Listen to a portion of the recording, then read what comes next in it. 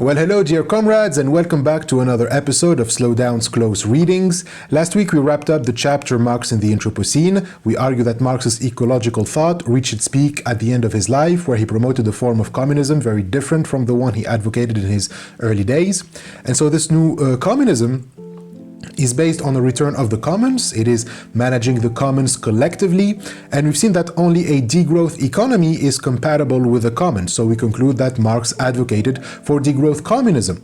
And as a matter of fact, only communism, we've stressed, can adequately address the present age of climate crisis. And so here's Saito summarizing the argument so far. He says, as ever-expanding economic activity threatens to destroy the environment completely, we find ourselves at a moment when, if we don't use our own hands to stop capitalism's advance, we will witness the end of human history. It's imperative that we install a social system other than capitalism in this era of climate crisis. Communism is the only viable choice left for a future in the Anthropocene. So we've already explained that the climate crisis is due to the Anthropocene, the era of the Earth where human activity covers the whole Earth and has immediate impact on its natural processes, and that the expansion of human activity is supported by capitalism. So capitalism is causing the Anthropocene, and therefore it is causing the climate crisis. We've also seen that what's precisely destructive in capitalism is that it is oriented towards economic growth. So if we simplify more, we'd say that it is economic growth that causes the Anthropocene, and since it is inherently incompatible with the Earth's natural processes, it causes climate change.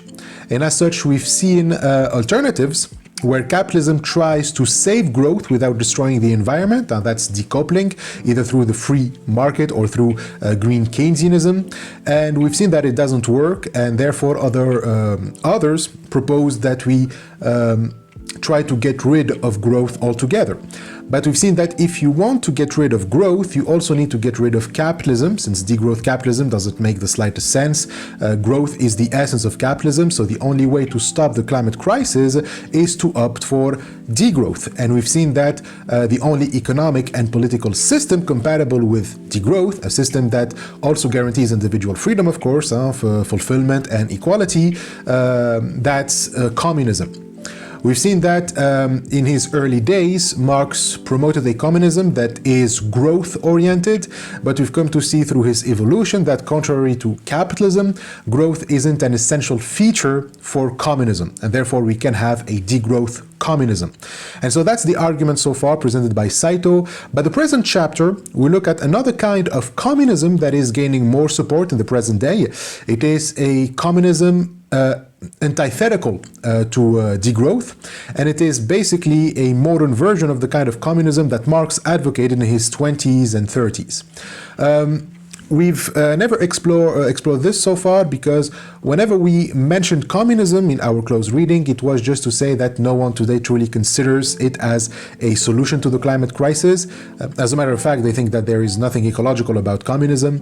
But we didn't think about communism receiving the same rhetoric as capitalism, that it can, by pushing productivity to its almost utmost level, it can bring about the miracle technology that doesn't pollute. In other words, what if the only reason we've not been able to come up with nets was because we are relying on capitalism to do that? But what if the safest and greenest way to get to the nets is through communism? If you remember nets, we've seen that in the first chapter. Those are, the negative emission technologies. These are technologies that not only emit zero carbon emissions, they actually take carbon emissions from carbon dioxide, from the atmosphere. So here, we'd say there is another option that we didn't consider. What if we just follow early Marx's views and keep embracing productivism until we get to communism, and then communism will take care of the rest for us? It will bring these miracle technologies, and we get to keep the imperial mode of living without actually exploiting anything or plundering any land. But like we said, the problem is time. We don't have the time to wait further, because we've already I mean, we are already deep down into the climate crisis. But the proponents of this other form of communism would say the reason we don't have enough time is because we are not trying to bring communism, but if communism becomes our goal, then we will unleash more productive forces faster, and so we won't be threatened by a deadline. In other words, according to this view, we need to purposefully accelerate economic growth. When Saito says we are running out of time, he means that there is no more time to waste looking for growth-oriented solutions. But what this view hears is we need to accelerate economic growth. Here's how he summarizes it. But there exists another view, one that calls for bringing about communism via the further acceleration of economic growth. This is what is known as left accelerationism, and it has gathered increasing support in recent years. To put it bluntly, accelerationism is nothing more than an aberration born of ignorance of the insights attained by Marx in his later years. It's the product of the 150-year-long misunderstanding of productivism as Marxism's true essence. It is, however, also a theory whose viability is being seriously debated among some who profess to be concerned about the environment. So this is another view that Saito is going to criticize and expose as another wishful thinking, in Rockstrom's words. So what is accelerationism? When we discussed green capitalism, we've defined it as a form of capitalism that aims at sustainable growth. But we've seen that it's not possible, like under capitalism, no sustainable growth is possible. Accelerationism agrees with this premise, but unlike degrowth communism, it doesn't draw the conclusion that no sustainable growth is possible, regardless of the economic system supporting it. Instead, it draws the conclusion sustainable growth is possible if it's under communism. If you point out to the first generation of eco-socialists who reject communism because they accuse it of being unsustainable, accelerationists,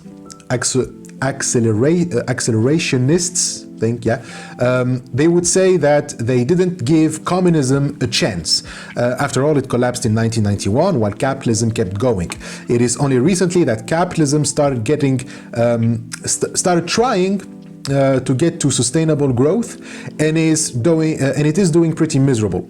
But if communism was still around and it tried to develop sustainable growth, it probably would have by now. Or they would say that Soviet-style communism wasn't productive enough, just like, proponents of green capitalists would say about capitalism, that if it is polluting, it's because it's not productive enough. Or maybe they'll say that's because the Soviet Union didn't do a proper transition, and you first need to go through capitalism, push its productive forces to their limits, and then you get to fully completed communism. So accelerate capitalism, and then get to communism, and then you will have sustainable growth, and then you solve the climate crisis. So accelerationism calls for the promotion of sustainable growth. It holds that completely sustainable economic growth is possible under communism, which awaits us at the end of the technological advances of capitalism. So an example of such accelerationism that Saito discusses is Aaron Bastani's 2019 fully automated luxury communism, a manifesto. Again, he and Saito, they share the same premise that he contends that in the 21st century, climate change and population growth in capitalist paradigms, they pose threats to human survival on a civilizational scale, precisely because the North-South divide. The North, in order to maintain its imperial mode of living, though Bastani doesn't use the term, but it's pretty much aligned with the concept. So the North needs to plunder the resources of the South in order to maintain the imperial mode of living. Bastani condemns this. He argues that it would be unjust to expect people in developing nations to endure hardship solely for the benefits of others in the North. But this isn't just a matter of human justice. The exploitation of the South by the North, like this tension, has ecological implications as well. And it's one of the core challenges confronting today's global environmental movement. As we know, it's the poorest populations that pop babies the most, which makes a which makes, a population grow, but grow too fast, and the resources are being are being plundered at higher speed and higher rates. So he writes, for example, in chapter 5, Limitless Power, section Energy Wants to Be Free, that according to the UN, the world's population will rise to 9.7 billion by 2050, 2 billion more than today, with almost all of that increase coming from the poorer countries of the global south. And so these populations who will suffer the externalization from the north will also increasingly consume energy for heating, transport, home appliances, and holidays on par with the global north. And so this means rising populations in the global south and economic expansion in both north and south already exerts enormous pressure on the environment, and will exert even more in the future, both through greater resource consumption and the increasing land required for agriculture and other crops. And so these dynamics, they risk pushing the planet into an irreversible climate crisis. And okay, so far so good. The argument holds. It's like Saito's. But like we said, Bastani draws a different conclusion from Saito's.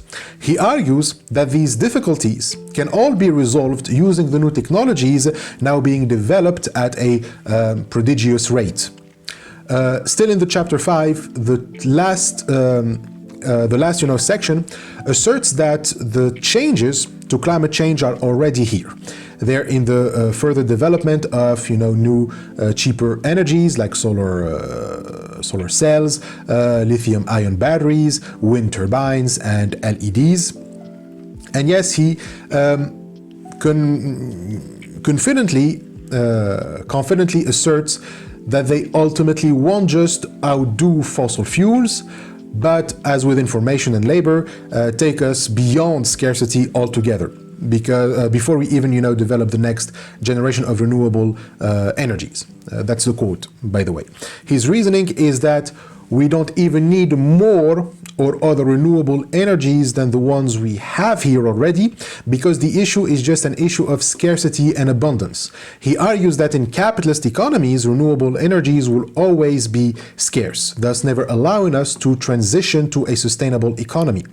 And that's because in order to make a profit, the resource cannot exist in abundance since it becomes cheaper, since it becomes available to everyone, and therefore no one can claim a monopoly over it.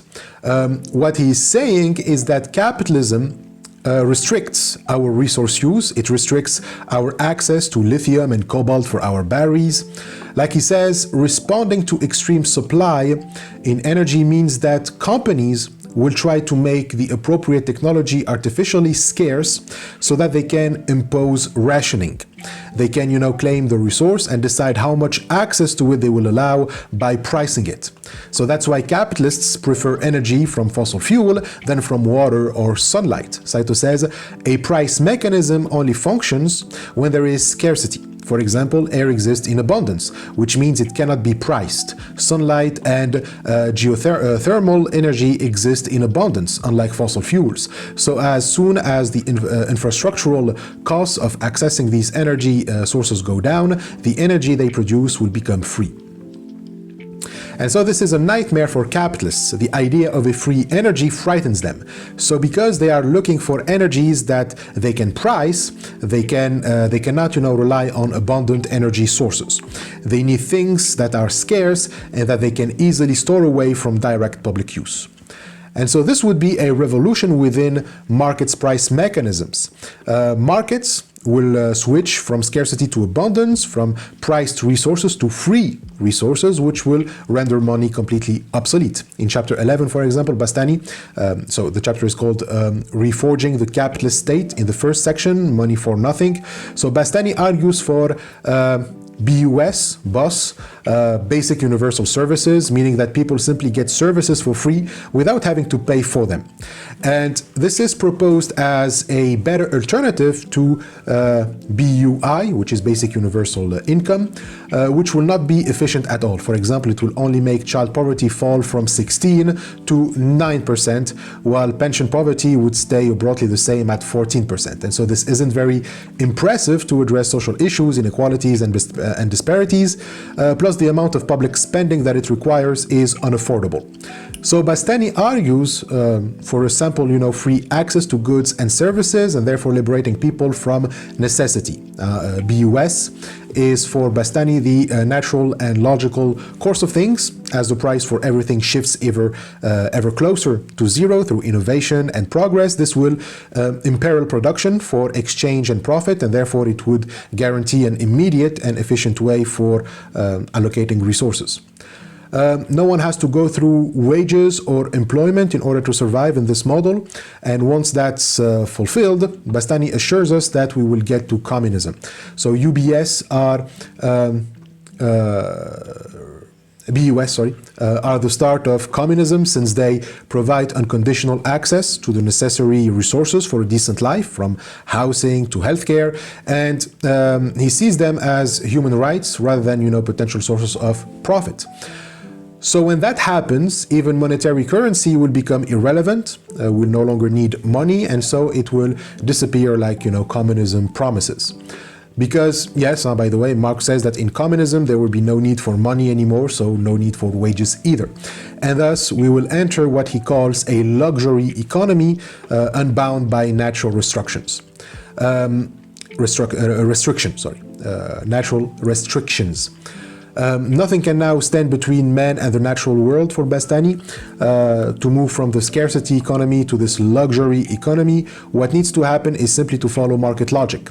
First, understand how it works, and then accelerate it.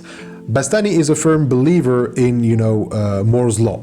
For a reminder, Moore's law, which we mentioned in the chapter on green Keynesianism, when we discussed the growth trap, it states that technological development accelerates exponentially, so that before long, all these technologies will reach the point of concrete application and use. It was an observation made in 1965 by Gordon Moore, the co-founder of Intel.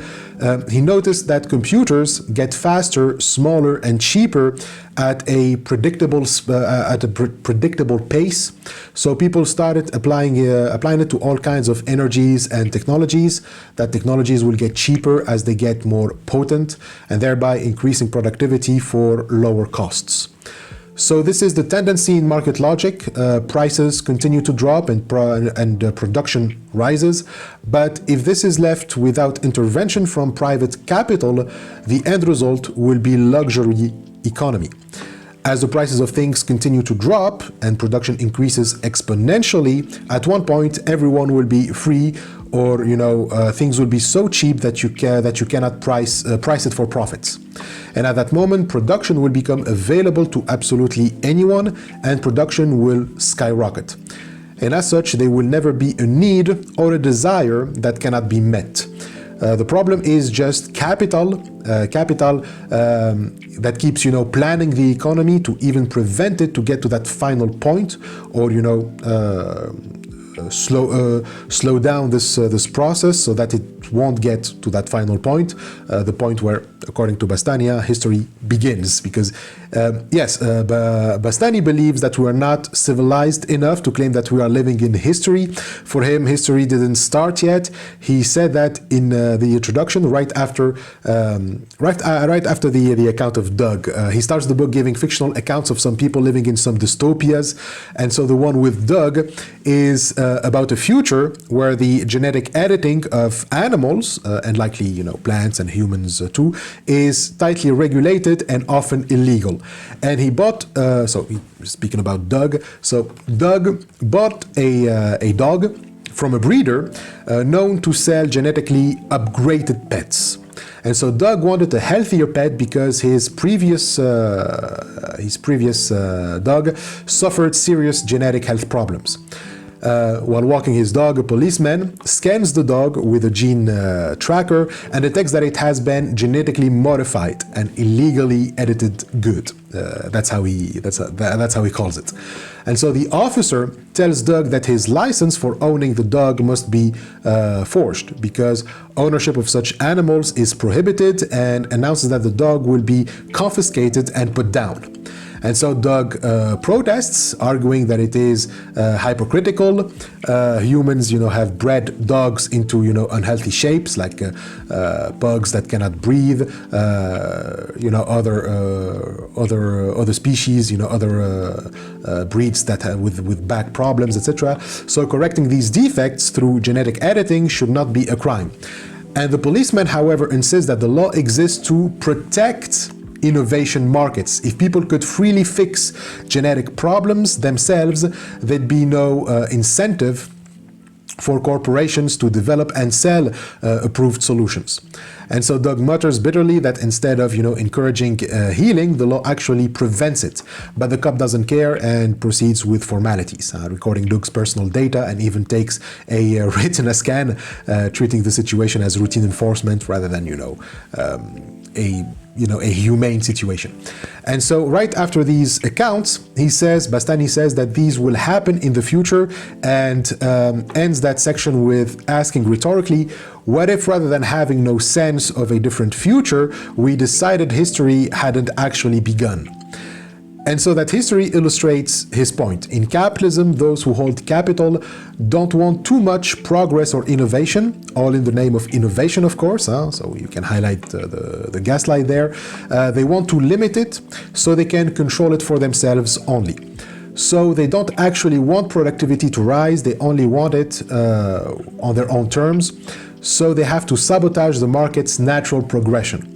What we should do then is to accelerate its progression so that no resource can be held by capitalists. So prices go down, production increases, they hit the point of revolution, we get to luxury economy. But then if these abundant energy sources become the basis for our economic systems, then it means that we have no restraint anymore in using them. So for Bastani, if we get rid of profit, we'd be able to extract even more of those resources. But this also applies to lithium and cobalt. Wouldn't, greater extraction cause more damage than it already does? Well, according to Bastani, rest assured, since the abolition of profit only unleashes more productive forces, then we'd probably have reached further technologies that can make the extraction ethical and without causing much environmental damage. This is basically his answer for everything. Get rid of capital, get rid of profit, and all sorts of technologies will pop up that ultimately solve any problem we face. Here's Saito summarizing sarcastically his view. The technological revolution of today is comparable, Bastani asserts, to historical turning points like the beginning of agriculture or the first use of fossil fuels. It takes a large amount of land to raise a cow. So, what should we do? Replace beef with factory-made artificial meat? What about the various illnesses and maladies plaguing humankind? Prevent them by using genetic engineering. Automation will free mankind from the bonds of labor, but how will these marvelous robots be powered? With the free and infinite power of the sun. So this optimism is really found in Bastani's book. He has a whole chapter where he tries to convince you that you can make meat from vegetables. Not just, vegetables that taste like meat, no, actual meat from vegetables. Chapter 8, for example, is about a world where we have food without animals. You think that this would mean that we all turn vegetarians, which, I am for, unless you would actually have a medical condition that requires eating meat in your diet, or you are in an area where you have to rely on fish for survival, for example. But that's not what he's advocating for. No, he's talking about making synthetic meat. He's talking about genetically modifying plants at a cellular level to turn them into meat. There, by the way, has been just one case where that was tried, and the result was one $325,000 burger. and it was tasted. It wasn't, and it wasn't, as juicy as real meat. Like really, there is a section in the book called the $325,000 hamburger about this 2008 experiment of a Dutch professor named Mark Post, and he named the ham cultured meat. It's literally you grow meat like you grow a plant. And is this really how much people enjoy eating meat? Like, does it taste so good that we have to put up with all of this shit? I mean, the meat industry is one of the most polluting industry in the world and a huge contributor to climate change. Instead, people going instead of people going more vegetarians, we go, no, let's grow meat out of the earth. I'm not even going to bother with getting, into the details for why, this solution, will be as bad, perhaps even worse for the environment than eating, just regular meat. But when I read, Bastani's book and got to that chapter, I was like, what the fuck? I was like, what the fuck? I mean, I finished the book, but man, anyway, so here Saito actually summed up the argument as found in chapter 2, the three disruptions. So the disruptions are what Saito here referred to as historical turning points. They are disruption in the process of production. These are changes in history that are so powerful that they alter the very meaning of what it is to be human, making an imprint so profound that we can never return to the way things were before. And so that's how Bastani puts it. And so there are two disruptions that already occurred. Agriculture is the first one, when we moved from hunter-gatherer society to a settler society and developed agriculture during the Neolithic Revolution. And the second disruption is industry. So this one started 250 years ago. It's the era of the Anthropocene, by the way, even though he doesn't use the word there. He has another small section of a page long about the Anthropocene in chapter 5, but it's fair to say that the two coincide. The Anthropocene started with the second disruption. And now Bastani says, we are starting a third one characterized by an information unbound. This third disruption is characterized by an abundance of information. This doesn't mean knowledge as in people know more things or store more information than in the past. And it's not just that, it's not just how fast information travels today. The abundance in information doesn't even concern just humans anymore, but even machines. Machines are, in Bastani's words, increasingly able to perform cognitive as well as physical tasks. We have perfected information so much that that we can load it in machines to do what is usually done by humans.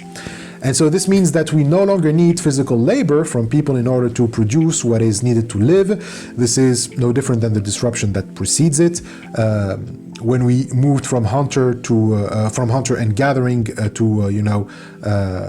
to muscle and wind moving wheels, pulleys, ships, people, and then to coal and oil. Since human labor is no longer needed to produce stuff, no one can capitalize on it. Not just labor, but even the stuff of labor. Because in order to be able to make a profit, you need actual human labor, right? If all you have are machines operating to produce, then you cannot make profits. So now productivity would skyrocket and people can just, lay back, relax, and simply take what is produced and go do whatever they want with it. This is what Bastani calls the extreme supply, because you never run out of it. But this third disruption is also a disruption in energy consumption, which again is the natural course of things, according to Bastani. The information unbound was only possible if we get to cheaper and more abundant renewable energies. That's why the first disruption depended on the energy of domesticated animals and the natural elements and also human muscles. The second was powered by fossil fuels. And this third disruption moves away from hydrocarbons and back to renewable energy, mostly solar energy. There's literally nothing, he says, on our planet so plentiful as the power of our sun. And he says the sun gives us enough solar energy when it hits the Earth's surface in the span of just 90 minutes to meet present demand for an entire year. That means that 1 year of sunlight hitting the surface of the Earth would be enough to power our machines and devices for at least 5,800 years. Every 12 months, we receive twice as much energy from the sun as will ever be obtained from the entirety of Earth's non-renewable sources like coal, oil, natural gas, and mined uranium combined. And so with this much energy that we can, harvest from space, we can power every machine we need without human labor. And all that with an extreme supply of renewable energy. Extreme supply of energy and extreme supply of goods and services will be for free.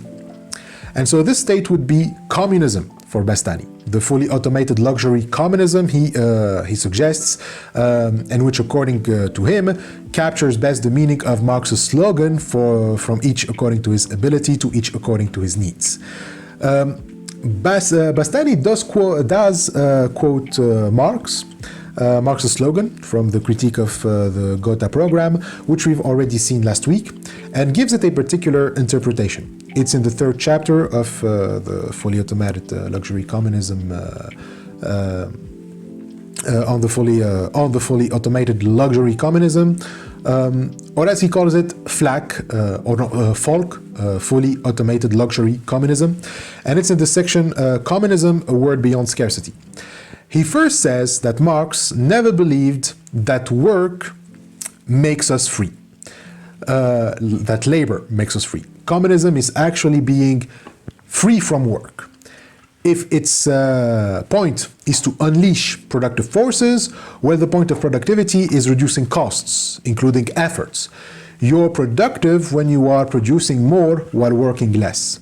So by following this logic, unleashing productive forces to the maximum means that no one has to work anymore. Work is no longer a necessary activity for survival, but it becomes a leisure activity akin to play and self-development. Again, Bastani even believes that machines will be taking care of what we humans used to do as work. Machines are also technology, so as productivity rises, it means that technology will do the work for us. It's really the sci-fi version of human beings in perfect harmony with nature through technology and robots under our control.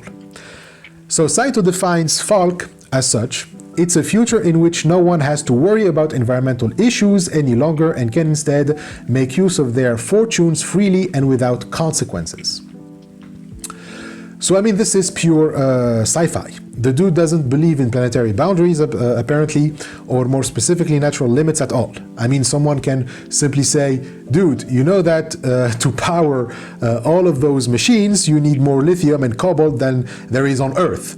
And what is his solution? Well, if we ever run out of lithium or cobalt, don't worry, we can get them from fucking space. Okay, yes, he actually said that. Dude says if we exhaust the Earth of lithium and cobalt, by the time that happens, we will be so advanced technologically that we can harvest these resources from nearby asteroids called NEA, Near Earth Asteroids. So, yeah, I kid you not, getting energy from space isn't just for solar energy. He believes that we are at the threshold of a new technology energy matrix of ever smarter machines combined with ever cheaper and cleaner energy, and that will make source extraction beyond our world possible. So that's his writing, by the way. Okay, we can get mineral resources beyond our planet, like from asteroid 16 Psyche, which is in the belt between Mars and Jupiter.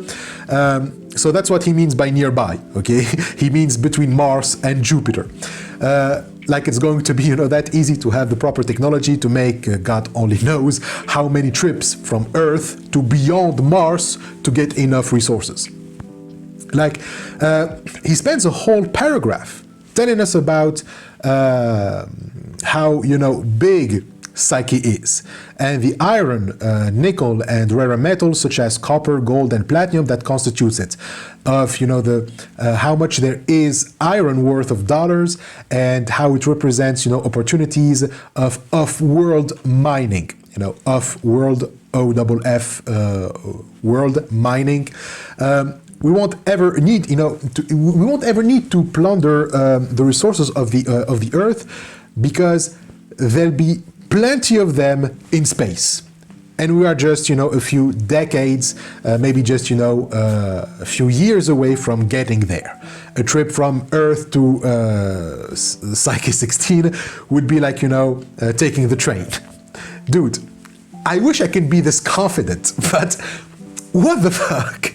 I mean, this is simply unfeasible, okay? New green technologies are not yet capable of being used at that level, and even if they were to be commercialized, they would never be, profitable. So how the hell does he hope to get that sci-fi scenario?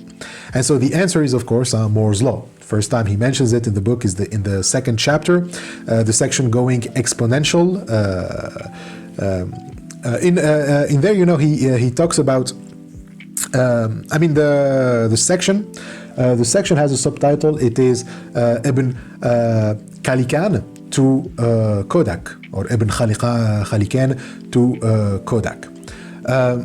So Bastani believes that growth can go exponentially forever. Kodak, it's the film photography company, and Ibn Khalikan was an Arab Islamic historian and doxographer from the 13th century, and he was known for reporting the story behind the invention of chess. The story, a mythical Indian Brahmin named Sisa ibn Dahir presented it to the emperor of the Gupta Empire. And when the emperor was pleased with the game, he asked Sisa what he'd want as a reward. And so he said that he'd take the amount of grain of rice you can get when you reach the last square of the board, starting with just 1 grain on the first square and doubling it with each square. So basically you put 1 grain of wheat on the first square, then 2 on the second, then 4 on the third, doubling it each time until you get to the 64th square. By then it was 18 quintillion grains of rice. So that's a pile larger than Mount Everest, and more rice than had ever been produced in history. So the emperor was offended that the dude had the balls to ask for more wealth than he could ever offer, and ordered Sisa to be executed. So this story is taken to highlight how from just one simple small unit, if we apply some exponential formula to it, we'll soon get overwhelmed by how much it grew, that we won't even be able to grasp it. So technology, Bastani tells us, works like that. We are like the emperor. At first we think that Sassi made a humble request, and then we realize that he'd ask for more wealth than there is in the whole world. So we shouldn't underestimate technological progress. So some things may seem unfeasible now, but given the right time and technological process grows faster than you'd expect, you will find yourself absorbing iron and gold from Psyche sooner than you think. So Moore's Law works in the same way, even if it continues to slow down slightly and suggests that there are physical limits that make it impossible to go any further. Bastani asserts that even in computing, the field of Moore's Law, we can actually take down barriers through quantum computing and 3D circuitry. The point is for him, yes, exponential growth continues. And the guy even adds the sentence, he says that it can grow perhaps even beyond the last square of that chessboard. Of course, this is bullshit, and we've already seen its limits when we discuss the growth trap, but this kind of law also becomes to serve as a justification for anyone's sci-fi dream. Anyone who imagines a future technology becomes confident that it is not a fantasy, but will be an actual real technology by appealing to Moore's Law. And honestly, this faith in Moore's law borders on the religious at this point. He has such optimism that it has to be some sort of blind faith. Basically, he thinks that since we've switched to free and abundant energies and resources, that will accelerate even Moore's law. So productivity will rise so much within the relevant sectors until a revolutionary transformation occurs within, the market price mechanism. Yeah, this is no different from the productivism that Marx already broke up with in the 1870s and the ecomodernism that we have already criticized many times already. We didn't use the term ecomodernism. Saito introduces the term here, but it's the philosophy behind all those technologically optimist alternatives that we've criticized so far, behind nets, nuclear energy, geoengineering, etc. So what ecomodernism argues is that there is no need to fear climate change because we can always transform the natural world through our technology to fit our will. Rather than an understanding of nature's limits leading to coexistence with nature, humanity's survival will be enabled by nature's management. The Breakthrough Institute, mentioned earlier, is a big proponent of this version of eco-modernism. So the Breakthrough Institute is an environmental think tank that we mentioned in the chapter on green Keynesianism. In the section is Stopping Climate Change Impossible. So that's where we discuss those those who advocate for an adaptive approach to climate change. The emphasis is no longer on even stopping climate change, but adopting, to adapt to climate change by managing nature to such a way that climate change no longer poses a threat. Imagine, for example, that you always have free AC everywhere or a cooling device with you constantly. Again, how are you going to do that without increasing emissions? How much technologies are needed to keep up with emission increase? Where are we going to store all that, CO2? Do we need another technology that turns CO2 to some sort of non-greenhouse gas? And how much are we going to push this fantasy of eternal growth? So the extraction of resources will still occur under Bastani's accelerationist communism, and they will keep increasing proportionately to economic growth increase and to emissions as well. What makes, Bastani sure that his communism is safe from the objection that we've made so far to capitalism? Honestly, I don't know. Does he really believe that folk can achieve decoupling? And just for that, it needs to avoid the Jevons paradox. But how can it avoid it? Remember that paradox? It says that an increase in productivity doesn't lead to less consumption of resources, but the opposite. Using less or more efficient fossil fuel leads to more fossil fuel consumption. So even if we begin transitioning to solar energy, this will inevitably lead to a drop in fossil fuel prices, which means that those unable to afford solar energy yet, they will plunder even more fossil fuel, increasing then the emissions that solar energy was supposed to decrease. So by the time we completely replace fossil fuel with solar energy, the amount of emissions saved would be, it would be moot. And the volume of total atmospheric carbon dioxide would still go up. So how can FAL get around this? This is simply inevitable, actually. So what left accelerationism appears to be is just aiming at increasing the plunder of the earth. Ecomodernism is just another name for ecological imperialism.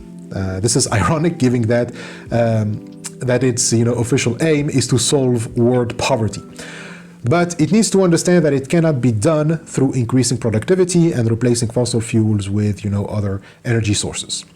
Yet ecomodernism still gains much attention. According to Saito, if we are actually talking about taking ecomodernism seriously, then it means that for some influential people, politicians as well as intellectuals, the environmental crisis has become so bad that there is no way to go back.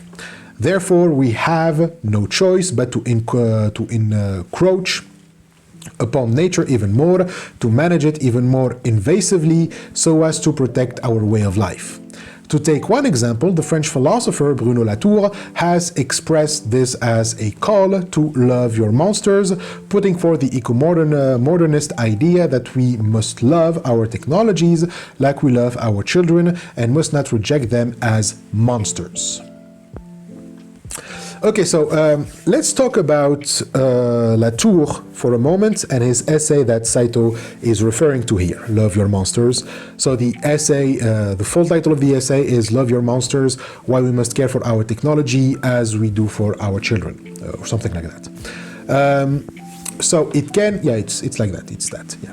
So it can be confusing since Saito refers to Latour as an eco-modernist, although Latour specifically rejects modernism.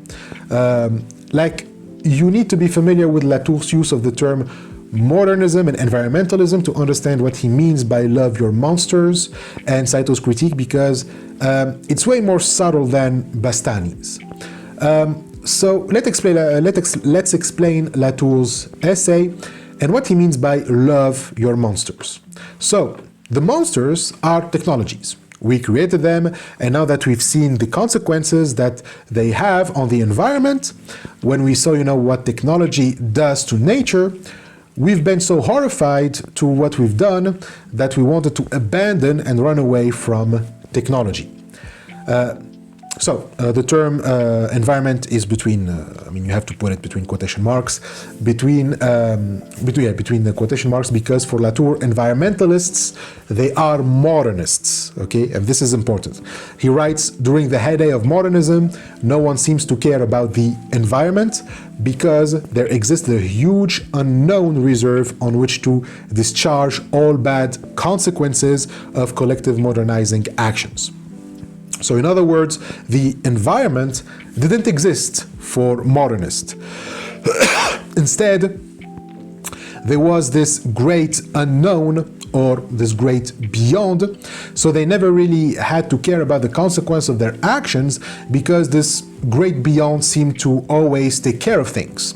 Like smoke from factory chimneys just dissolves into the air. But Latour says now that we see the consequences that came back to haunt us, now the environment, and so modernists, we see, the environment, and so modernists now became environmentalists. Confronted with the horrors of what they created, they decided to abandon that creation and to retreat from nature. Leave nature alone and let humans retreat from nature. And so for Latour, modernists and environmentalists are two sides of the same coin because they both believe in emancipation from nature. The modernists, through technology, they thought that they will get mastery over nature and therefore they will escape it. The environmentalists, however, bearing the guilt of a sin or crime towards nature, also want to escape nature in the sense of we don't want anything to do with it because we are so bad and cruel with it. So in both cases, there is a rejection of an association with nature, of a sort of attachment to nature. Man in the state of nature was attached to nature or attached within nature. He was part of the biosphere.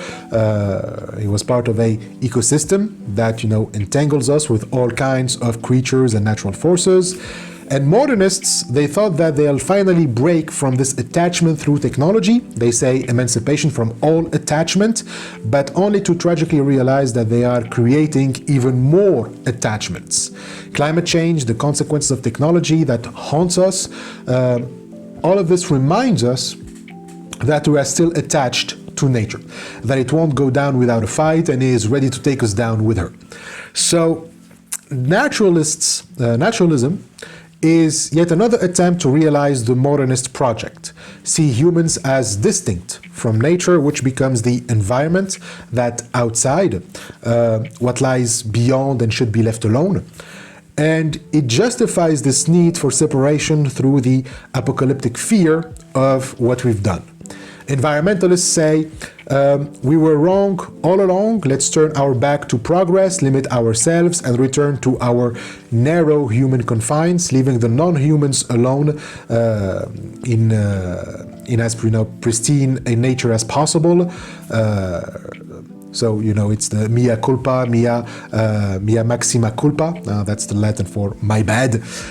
So, if this is what Latour rejects, then he can't really be called a modernist. For him, there is no way out of the entanglement. A modernist is like, Frankenstein. He used the novel as a metaphor, by the way. You know the story. Victor Frankenstein was a scientist who created a creature from dead body parts, which became known as Frankenstein's monster. But he was struck with horror when he saw the creature, and so he abandoned it. But the creature came back to haunt him and to take revenge on him for leaving it to fend for itself in a hostile world. And so the story is often interpreted as a cautionary tale against technology. We use the monster as a metaphor to denote technological crimes against nature, even sometimes calling, genetically modified foods Frankenfoods or Frankenfish. But Latour says that Frankenstein's crime was never the creation of the monster through some combination of hubris and high technology, but rather his crime was to abandon, the creature. He abandoned the creature to itself. That was his crime. If the creature became a monster, it's because it was left out. Likewise, our technology can be harmful only if we abandon it and blame everything bad that happened on it when we, confuse the monster and the creator. Latour points to how today many think that Frankenstein, the creator, is the monster and forget about the creature, thus blaming only the monster. Forget about the creator, sorry. They think that Frankenstein is the monster, and so they blame everything on, the creature, on the monster, and they forget about the creator. Likewise, we blame our sins against nature upon our creations, upon our technologies. And so this tendency is what he calls political ecology, and he contrasts it with the alternative, which is compositionism. So you cannot really say that he's a modernist, like Saito says, but it's just that Saito uses the term in another way than Latour does. The Ecomodernism that Saito criticizes in Latour is compatible with Latour's compositionism, which basically, in his words, tries to modernize modernization. Like a true modernist should be a compositionist. Compositionism sees the process of human development as neither liberation from nature, nor as a fall from nature, but rather as a process of becoming ever more attached to and intimate with a panoply, I think that's how it is, panoply, or panoply. Not sure of how it is pronounced, but it's spelled P-A-N-O-P-L-Y. So anyways, so intimate with that of non-human natures. So you may say that is a good thing, and Saito wouldn't be opposed to a view of entanglement and attachment to non-human natures and creatures. After all, the notion of metabolism implies such views. The problem is that, according to Saito, Latour includes also the kind of technologies that are responsible for metabolic rifts. He portrays environmentalists as people who want to return their back on technology and science instead of caring for them. And this is where he compares technology to our children. Just like parents don't abandon a child once it is born, inventors, societies, and governments shouldn't abandon their creatures once they exist. Technology requires long-term commitment. Children are never perfect, and neither are technologies. Both come with unexpected challenges, and loving them means accepting their flaws, while also trying to guide, nurture, and improve them, but also take accountability for them. Having children means being accountable for how they grow and the effects that they have in the world. Latour argues that we should treat our inventions in the same, with the same, responsibility, following through with their, side effects, rather than, pretending that they are someone else's problem. But whatever the notion of caring for your technology tries to convey, this is not what environmentalists mean, at least environmentalists like Saito. They're not opposed to care for your technology. Latour calls for a management of the natural world through science, capital S, technology. He defines the environment as what should be even more managed, taken up, cared for, stored, in brief, integrated and internalized in the very fabric of the polity. And Saito, and late Marx, would be fine with that, as well as many environmentalists. But Latour wants to keep fossil fuel. He wants to keep fossil energy as one of the monsters that we must not abandon and care about. So yeah, he calls for the increasing attachment between things and people at an ever-expanding scale. And sure, why not? But does it have to mean the Anthropocene? Does our attachment between humans and non-human beings or things, man-made things and technologies, must mean covering the planet with more human activity? Does that mean that we have to accept any form of attachment, even those causing metabolic rifts? I mean, Latour even says that for a compositionist narrative of attachment, unintended consequences are quite normal and the most expecting things on Earth. Like what? Like when he asks for more management of the environment, he means more of the normal consequences that we see today. Like, what the hell? I mean, we just care and nurture nature? What the hell does he even mean by that? I'm not even going into the parts where he brings God and Jesus into this. The dude is literally telling you that you would be a bad creator if you abandon your creation, by which he means metabolic ripping technologies. Really, at the end of his essay, he's saying, did God just create us and then abandon us? Did he not send his son to redeem us?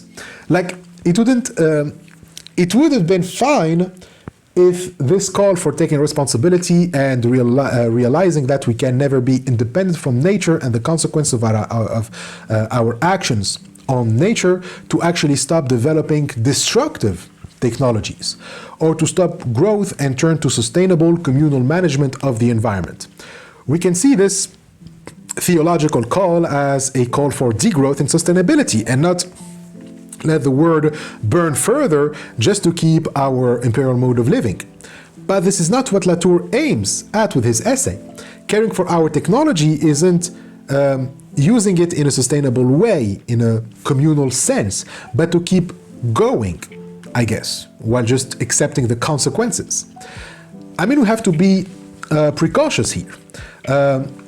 Sure, we need principles of precaution, but Latour says that it's okay to cause bad consequences if we took all the reasonable precautions. Who knows, what reasonable precautions mean for him? He says that we can never prove for certainty while using technology that no harm would result, so we cannot make precautions too demanding. And would be fine with you'd be fine with that if he wasn't referring to fossil fucking fuel. It's accelerationists like Bastani and Latour. They are at heart just other phonies of green growth, whether they are capitalists or communists. The same criticism Saito addresses to capitalism, it also applies to these communists, even though Latour isn't a communist.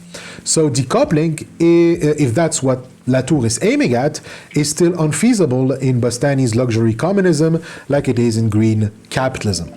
So no matter how you try to look at it, environmental sustainability and unlimited economic growth are two things that can never go together regardless of your economic system.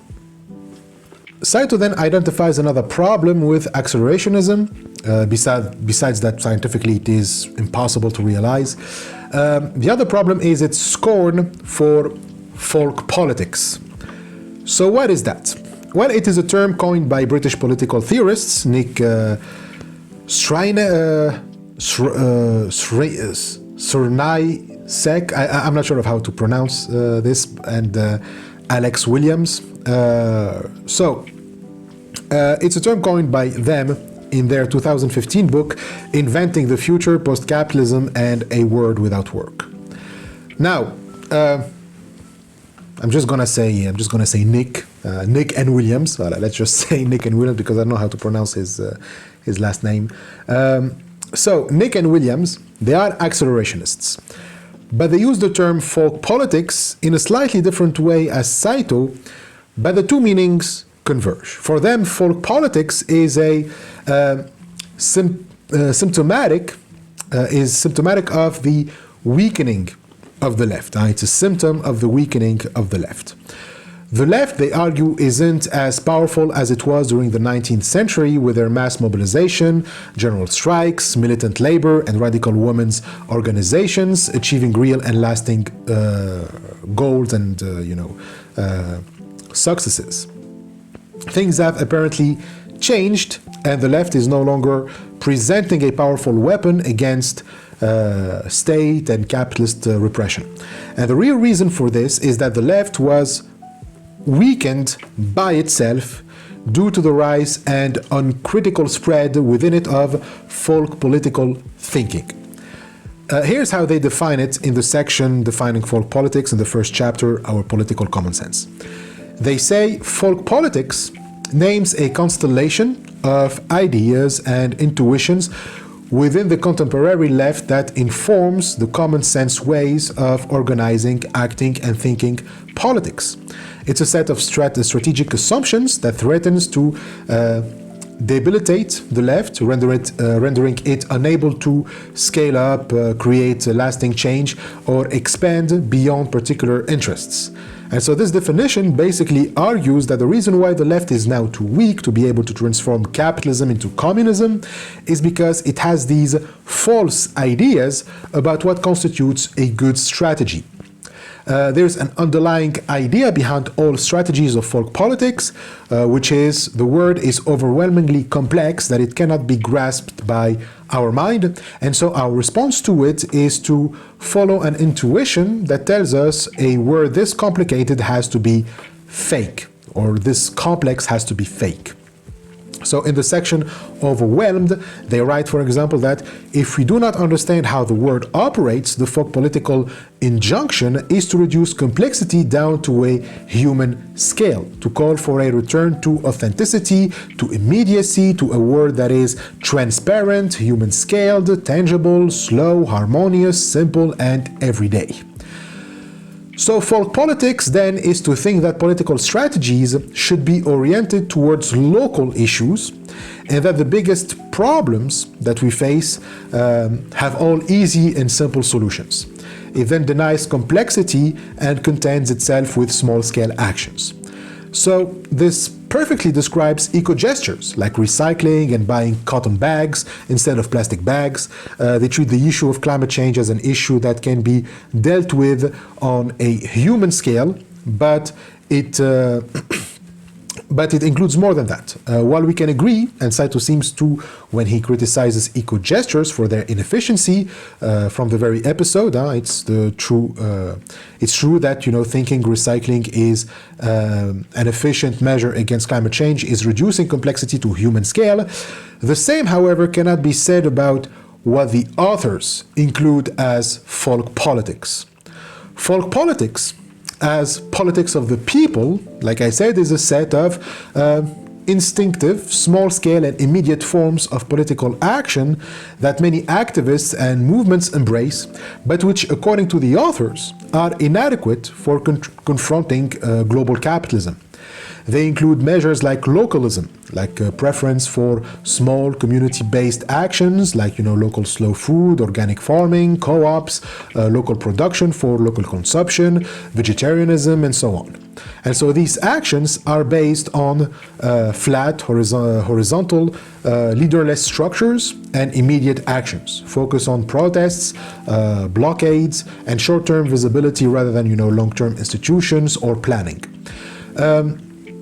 So Nick and Williams, they argue that while folk politics feel authentic and empowering, it often fails to scale up against global capitalism, which operates at planetary levels of logistics, of finance, and of technology. Like, it lacks strategy and a long-term vision for building durable power structures, and it ends up being reactive, by the way, resisting what exists rather than proactive, creating new futures. Occupy Wall Street is often cited by the authors. It captured attention with protests and assemblies, but without centralized demands or long-term organization strategy, it quickly lost momentum. In short, fork politics are well-intentioned, but they are limited to everyday activism, which struggles to match the scale and complexity of the capitalist system that it seeks to challenge. So, what should we do instead? Well, the only possible way to invent the future, another of saying that so far we never had history, by the way, is to engage with politics in the mainstream sense. It is through elections that we can hope to make any significant action. Electoralism is also championed by Bastani, by the way. It is for him the only efficient way to get to folk. Since it requires an acceleration of the productive forces, we should appeal to the political positions that would allow us to do so. We need to vote for candidates that will make laws to impose accelerationist measures. Hence, we need left-wing populism. So the whole 9th chapter, Popular Support Luxury Populism, is about that. It advocates populism, which Bastani defines as politics that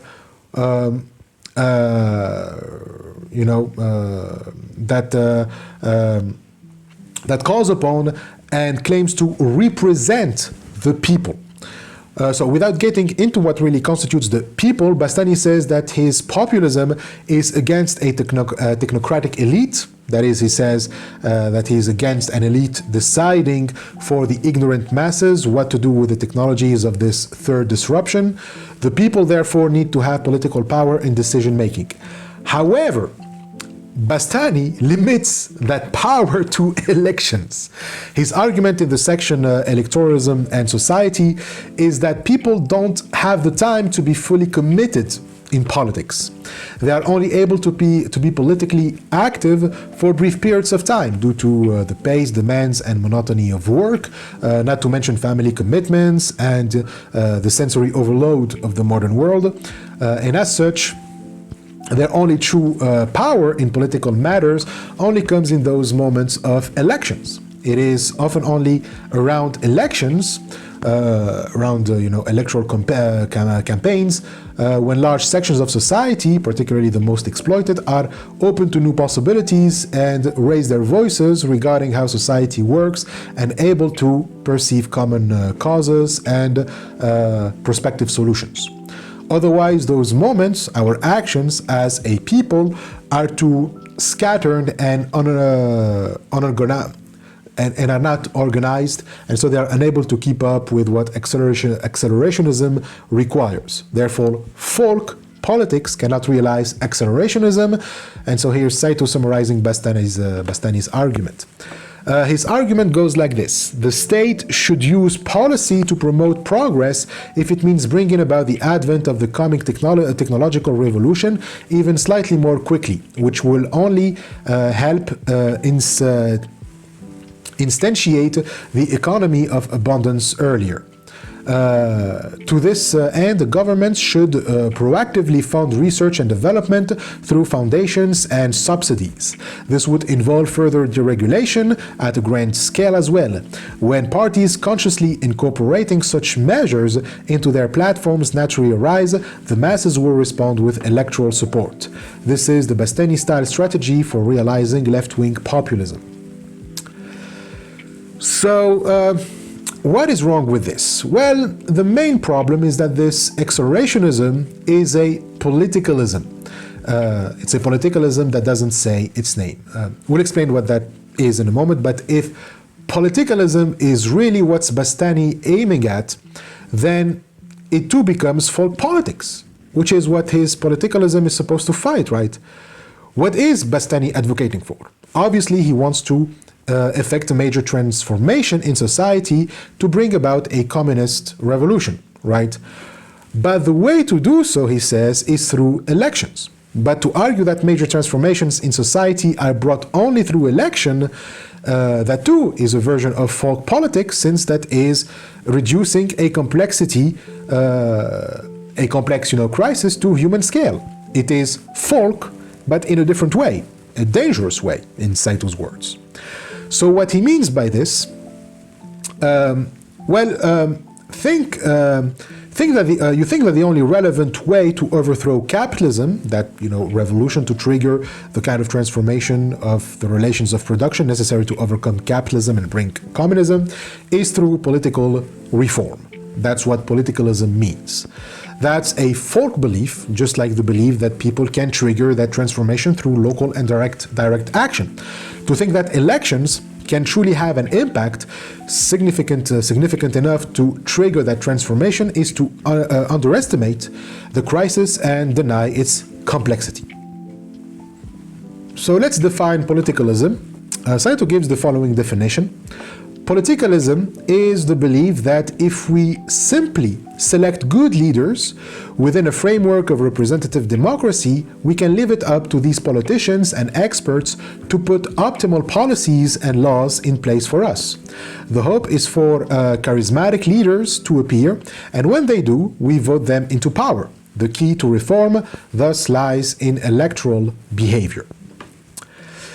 Okay, so I think it's clear. Politicalism means that you pass down power to take political decisions over leaders, politicians and experts. You rely on those with positions of power to enact these changes. So obviously, if you want to act on the market and restrict the intervention of big private companies and capital, you are going to require laws to regulate it, to put pressure on private corporations. So basically, you level the field of political action to just elections. This is a strategy that rarely ever served socialist projects, by the way. At best, they are just reformists and have always failed to bring about any substantial change or challenge to capitalism. Now we can get into a debate about if it's one or the other, or if it's both. It's a debate that has, been going on since the early days of socialist movements. Should we overthrow the system from the outside, so direct action, we act without going through, the mechanisms of the system itself, or from within, we reform by using its mechanisms and institutions, or is it both? Now, Lenin, for example, advocated for both and condemned the Puritans, those who refuse any compromise within the system in order to advance socialist causes. They rejected participating in elections or work with trade unions, and they were often, unorganized, undisciplined, they were reckless and impatient. He calls this left-wing communism or leftism, but he also criticized opportunists, those who are the reformists. They compromise too much with the bourgeoisie, and they water down, revolutionary politics for the sake of immediate gains, parliamentary seats, or alliances with bourgeois parties. For Saito, he agrees with Lenin. It's going to be both, but with a bigger emphasis on direct action in the form of citizens' assemblies. We'll see that in a minute. So we can say that politicalism is just opportunism. It leaves out people's direct action and simply restrict their role in social transformation as electing those who will be the true actors of such change. But Saito points to two main issues with this. Like he says, old-fashioned forms of excessive direct action and class struggle, such as strikes, demonstrations, and sit-ins, are seen as liabilities in an electoral context, bad for a candidate's image and damaging to what should be a united front. So they become strategies jettisoned by politicalism. Furthermore, the folk opinions of the common citizen becomes suppressed by the authority of experts. Okay, so two things. The first criticism is that those candidates, they are opportunists. What their strategies will focus on is precisely to try to get elected. If politics become just election, then candidates must compete to draw in the highest number of votes. This will lead to the caricature of politics that we know today. It just becomes all for show to get elected. Like Saito says, political action becomes an image war played out in the media and on social networks based on, the publicization of manifestos and the selection of candidates. In such conditions, direct action will not be tolerated. All candidates need to take stances against it and condemn it.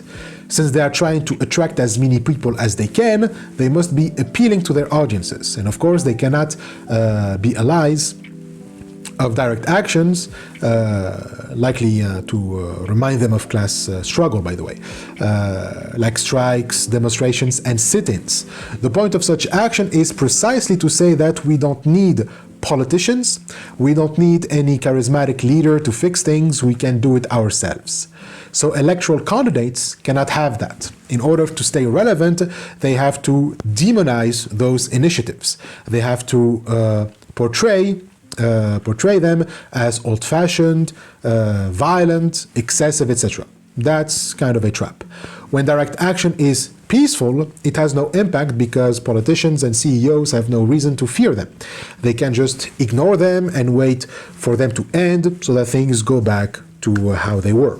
If there is violence, politicians forget about the demands and the causes of those actions and revert to a rhetoric about how people are undisciplined and need more coercion and police control. So direct action is always discredited in politicalism. Candidates, whenever direct actions occur, spend more time trying to distance themselves from them than talking about their policies and how they will be effective in addressing the issues that cause those direct actions in the first place. They forget about climate change, about inequalities and systemic violence to focus on their self-image, to put forth their virtuous character, their values, etc. It's in this sense that direct action becomes a liability for candidates. It jeopardizes their self-image and can cost them votes.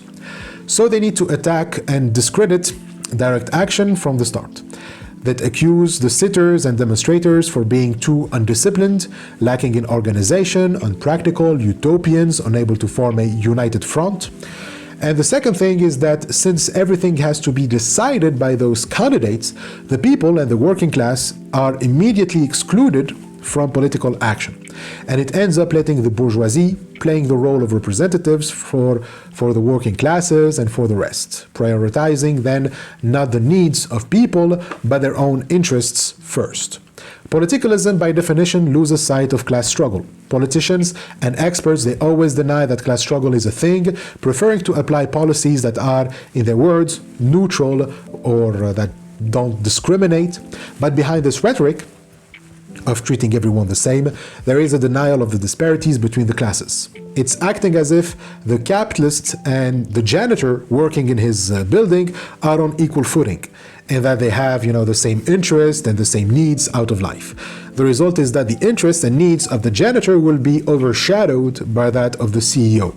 And so this is why politicalism is dangerous. In the case of the climate crisis, it is no coincidence that those who advocate for politicalism and electoralism are all economically heading towards the same direction, more economic growth and sci-fi porn. So politicalism is just a means to secure that policy will keep prioritizing growth at the expense of people's lives, interests, and needs. That's why politicians want to be the ones deciding on policies and on political action. In other words, there is no way we can narrow politics to just politicalism, no way we can afford or let that happen. Even if Bastani really wishes for communism, this means that he knows what communism entails, even in its productivist form. It requires an enormous transformation of the relations of production. But how can you trigger that if you deny class struggle? If there is no class struggle, then there is no need to transform the relations of production. If communism becomes, like in Bastani's case, an essential political project effected through politics and policies, and we've established that it means losing sight of class struggle, then there is no way it can prove effective in transforming the relations of production. Therefore, communism can never be achieved through politicalism. But like we said, politicalism isn't just letting politicians speak for you. It also involves experts. Of course, politicians can just attack direct action without being supported by some experts, right? That would be too obvious. They need to have credibility. So what they do is they bring in experts along with them whose job is to validate their ideology by suppressing the voices and opinions of the folk. It's the idea that common people are too stupid and uneducated to know what is in their best interest, and thus they must listen to the authorities of experts. This doesn't mean that we cannot rely on knowledge from someone's expertise on the subject. You can argue that there is a lot of distrust regarding experts already, and that in the case of climate change, a lot of backlashes are happening precisely because people don't trust scientists, accusing them of serving political agendas and ideologies of political candidates. We'll not get too much into that subject. I'll just say that, of course, experts need to be listened to and trusted. The problem is when and how can you figure out if this or that expert is serving a political agenda that is harmful for everyone or for, oppressed minorities, or is he, manipulating data to fool you through all kinds of sophisms. Well, a good place to start is looking at the power dynamics. This is what Saito focuses on. The problem lies first within top-down reforms. All politicalists, whether politicians or experts, they want top-down structures to implement their reforms. This is where the danger lies. It's in the attempt to narrow the field of democratic participation, like trying as much as you can to exclude the common folk from participating in democratic processes, and the damage done to the sense of agency felt by those who do participate. The top-down structure, of course, needs to allow for certain spaces so that people don't feel too much excluded, so they are allowed to participate, to give your opinion, but that's it. At the end of the day, you feel that you didn't do shit, that participation was just for show, and therefore, in reality, you don't have a say in anything. And therefore, it is important to realize that revolutionary action, the kind that is supposed to bring communism, cannot come from within the diktats of representative and liberal democracy, but from outside the system. Direct action doesn't hinder revolutionary change as politicists want us to believe. If it bothers them so much, it's because it doesn't obey the logic of politicalism. It operates from outside the top-down system. And so that's why politicalists are so eager to make it go away and want everyone to believe that revolutionary change can only come from representative democracy. That's again the debate we've already mentioned between Stiglitz and Zizek in the chapter on degrowth capitalism. Remember, Stiglitz was arguing that capitalism today is a phony type of capitalism, and that's why it is so deadly. But through legal restrictions, through election and shit, we can make capitalism docile again. And Zizek was like, bullshit. Capitalism will never be anything else but what it is, like right now, and there is no efficient action against it that can come from politics or policy, or at least only from politics and policy. So that's what would actually be utopian. It's the same thing here. Representative democracy cannot expand the purview of democracy itself and cannot effect a revolution across all of society. Electoral politics always reach its limit when faced with the power of capital. Politics does not exist separately from the economy, rather it is subordinate to it. A nation cannot pass a law powerful enough to overcome the power of capital. If this were possible, surely we would have done so by now. This is why the field of political possibility must be expanded through a social movement that confronts capital directly. So what Bastani and other politicalists call derogatively folk politics is precisely those social movements that confront capital directly. If politicians and experts were to be truly effective and honest, they wouldn't be running around trying to get votes, which will only, force them to discredit those movements. On the contrary, they must support them and protect them from the kind of rhetoric so desperately trying to sabotage them. So this is where we get to citizens' assemblies. This is what left-wing politicians must be pushing, by the way. They must be advocating for citizens' assemblies and giving them more and more space and political power. This is what Saito means by expanding the field of political possibility, meaning that politics are not confined to the mainstream definition of politics, that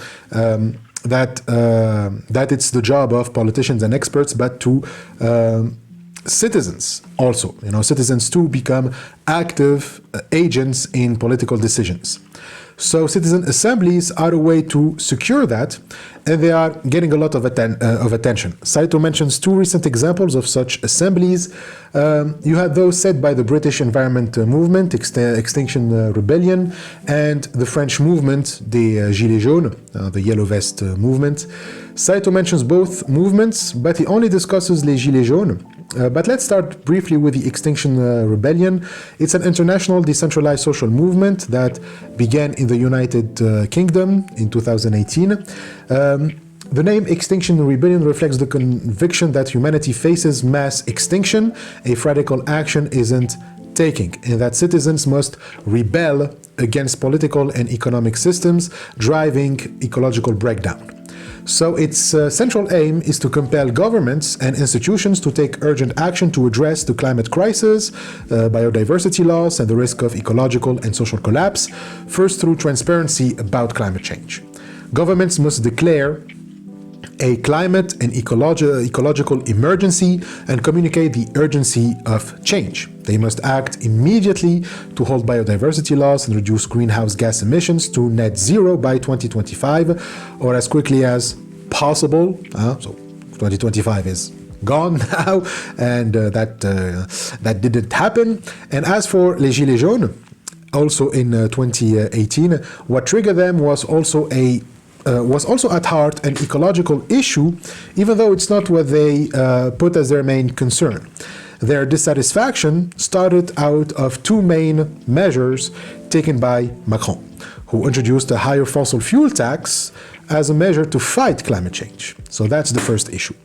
Macron raised the fossil fuel tax while lowering overall taxes on the very rich, who, after all, are responsible for such a disproportionate amount of total emissions.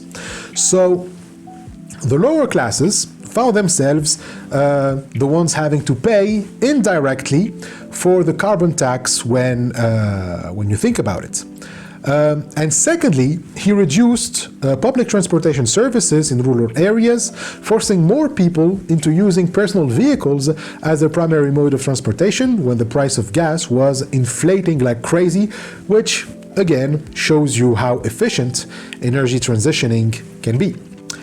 So that's where it started.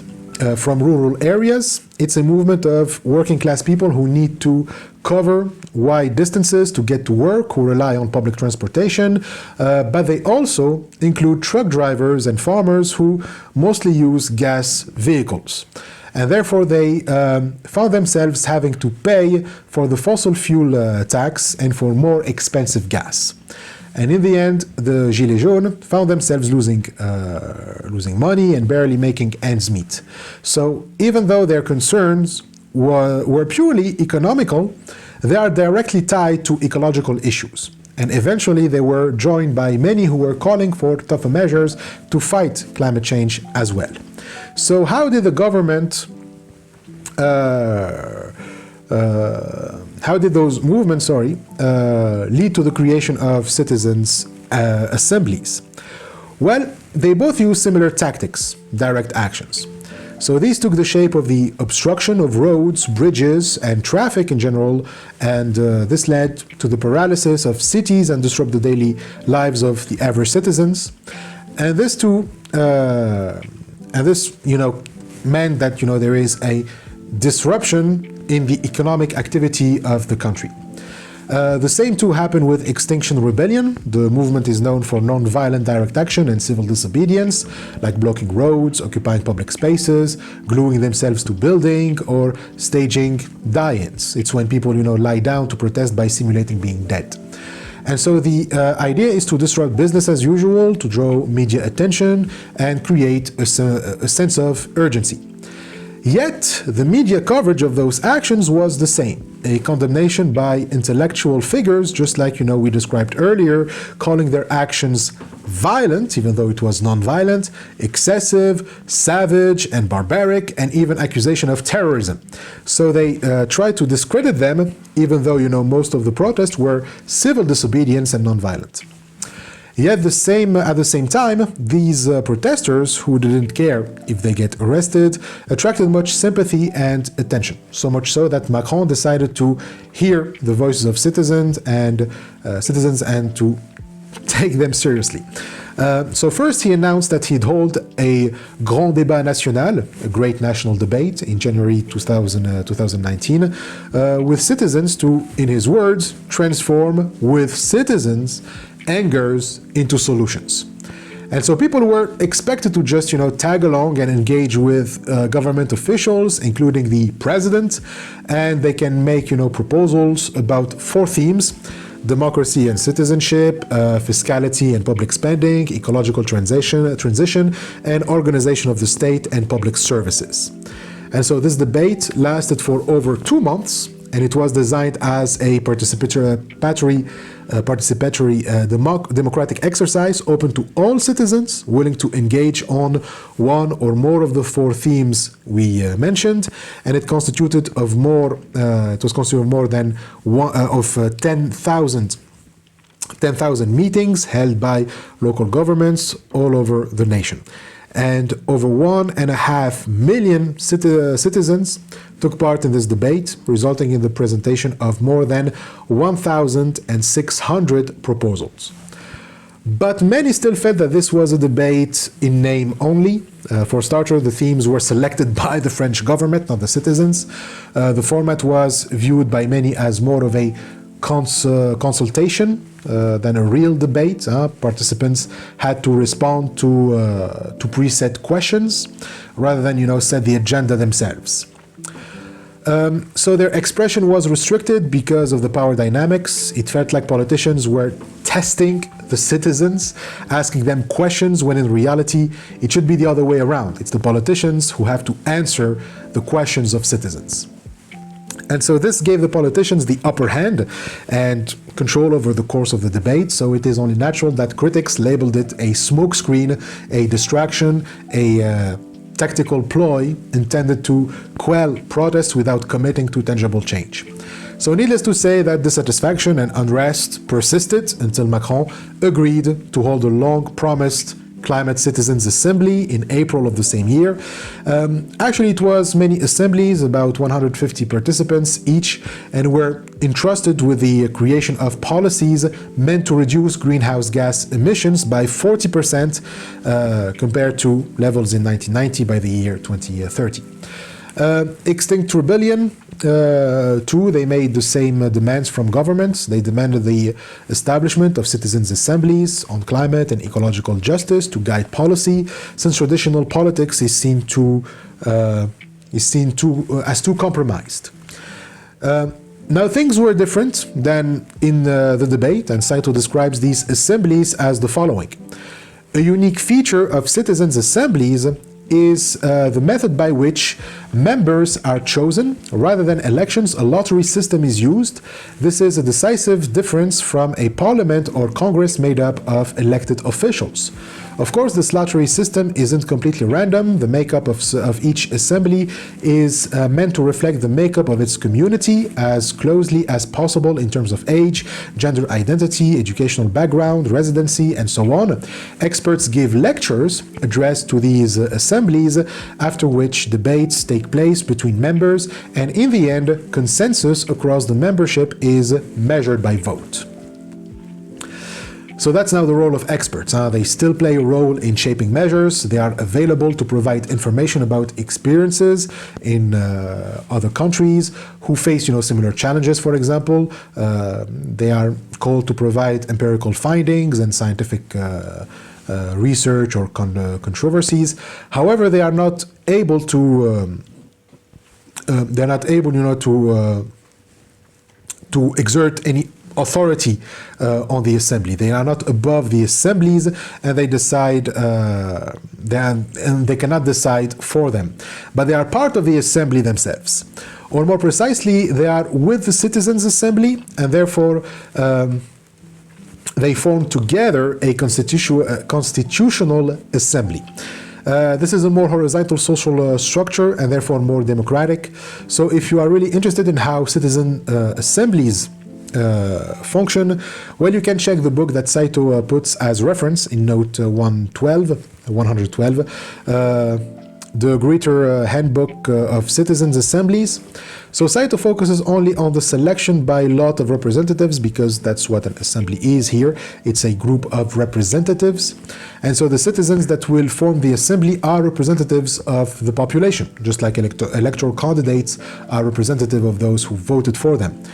Indeed, if the representatives that are going to carry our voices are chosen by lot rather than through vote, like I didn't vote for anyone in the assembly who are going to be speaking for me, they were chosen by lottery, this can raise a few questions and issues, notably the question of accountability. For example, would selection by lot make citizen representatives, accountable enough, as they could not be, sanctioned through elections, and would not face, the same incentives as elected actors. There's a whole chapter on that by Pierre-Etienne Van Damme entitled Citizens, Assemblies, and Accountability. And in it he shows that while it is true citizen representatives wouldn't be accountable like elected actors because, they were chosen by lot. He points that this would only be a difference in ways only. There will still be accountability, just not in the same way as elections, and different possible strategies for promoting accountability besides the electoral sanction. Anyways, it is through lottery that the members are selected, that's the point.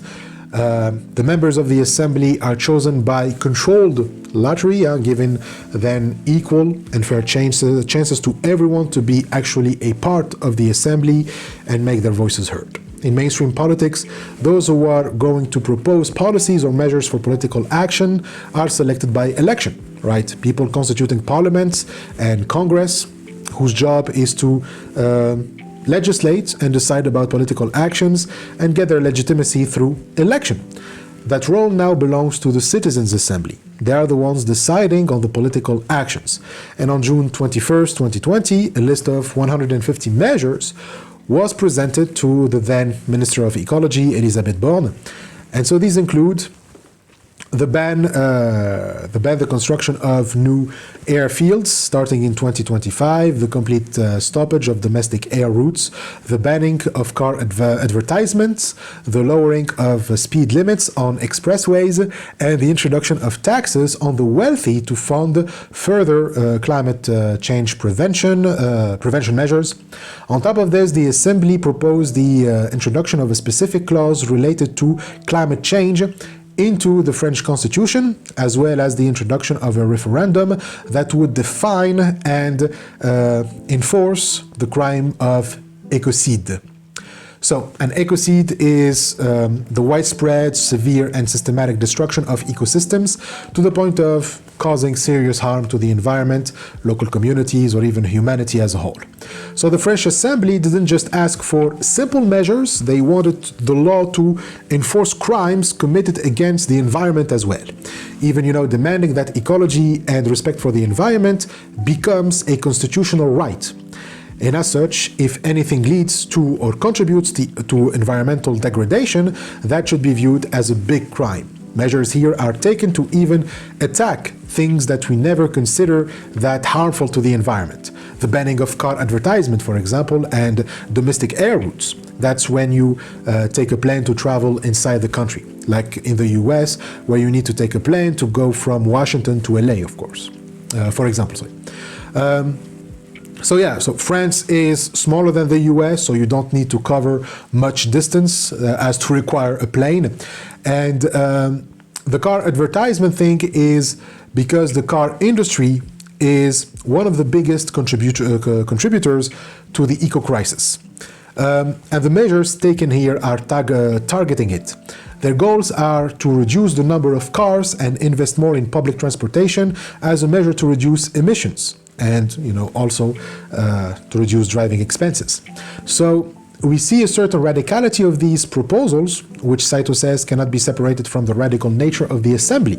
In politicalist structures, you won't be able to find measures such as these. On the contrary, you'll find the exact opposite.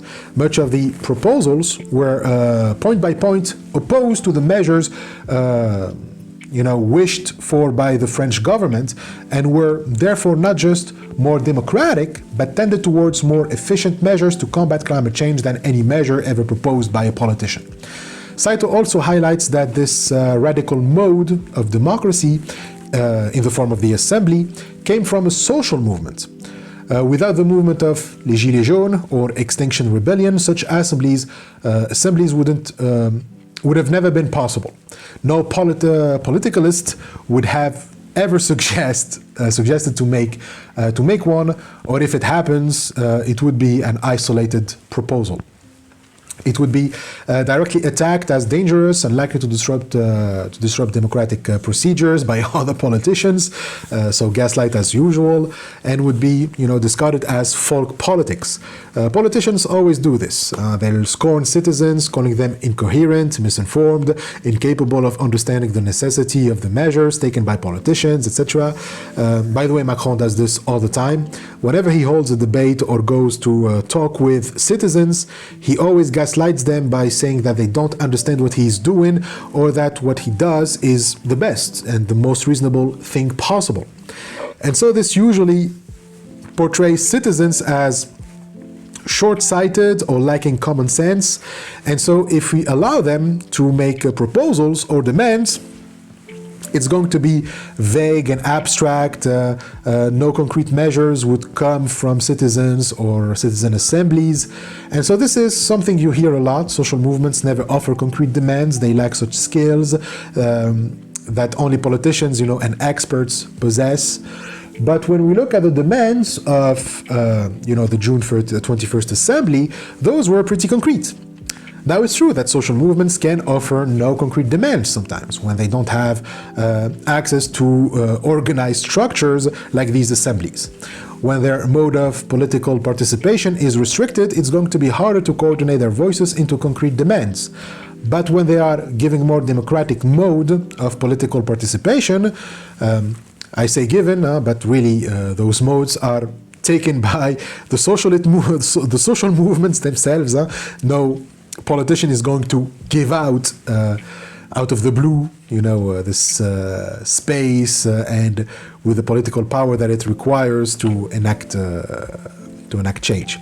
Anyway, so when citizens get their hands, however the means, when the citizens get their hands on that kind of power, when they now have access to platforms that allow for actual dialogue, for their voices to be heard, they'll make concrete policies.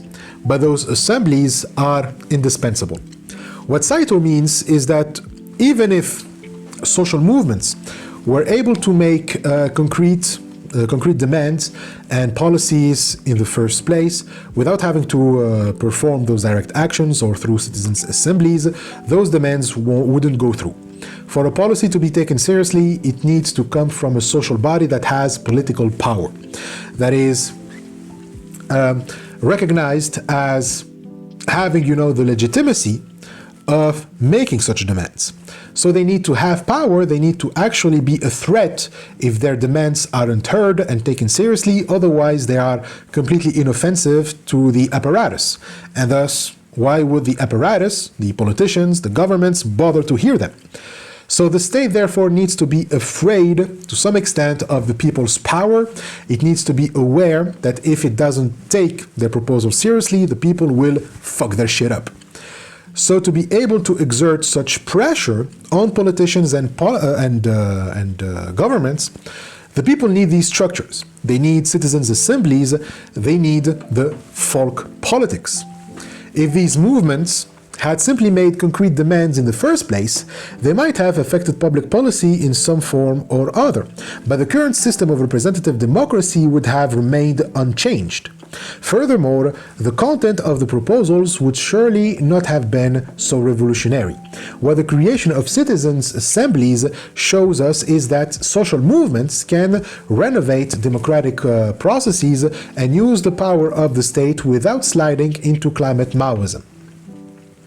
So climate Maoism, for a reminder, is one of the 4 possible futures Saito predicts.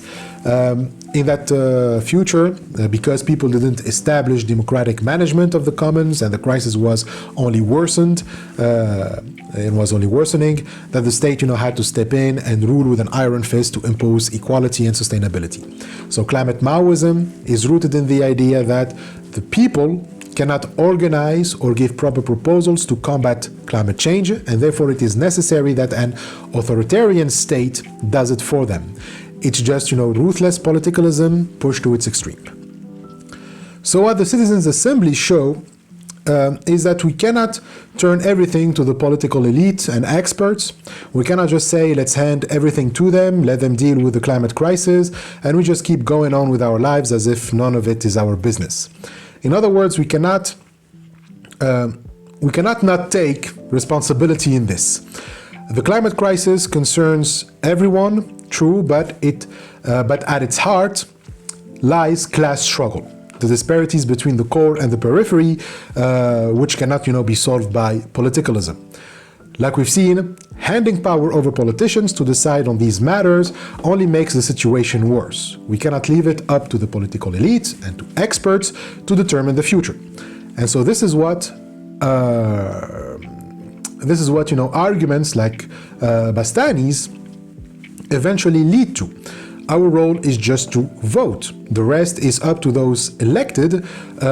Once we vote, we can continue living free of care. We continue to talk to our friends on social media and watch movies on Netflix.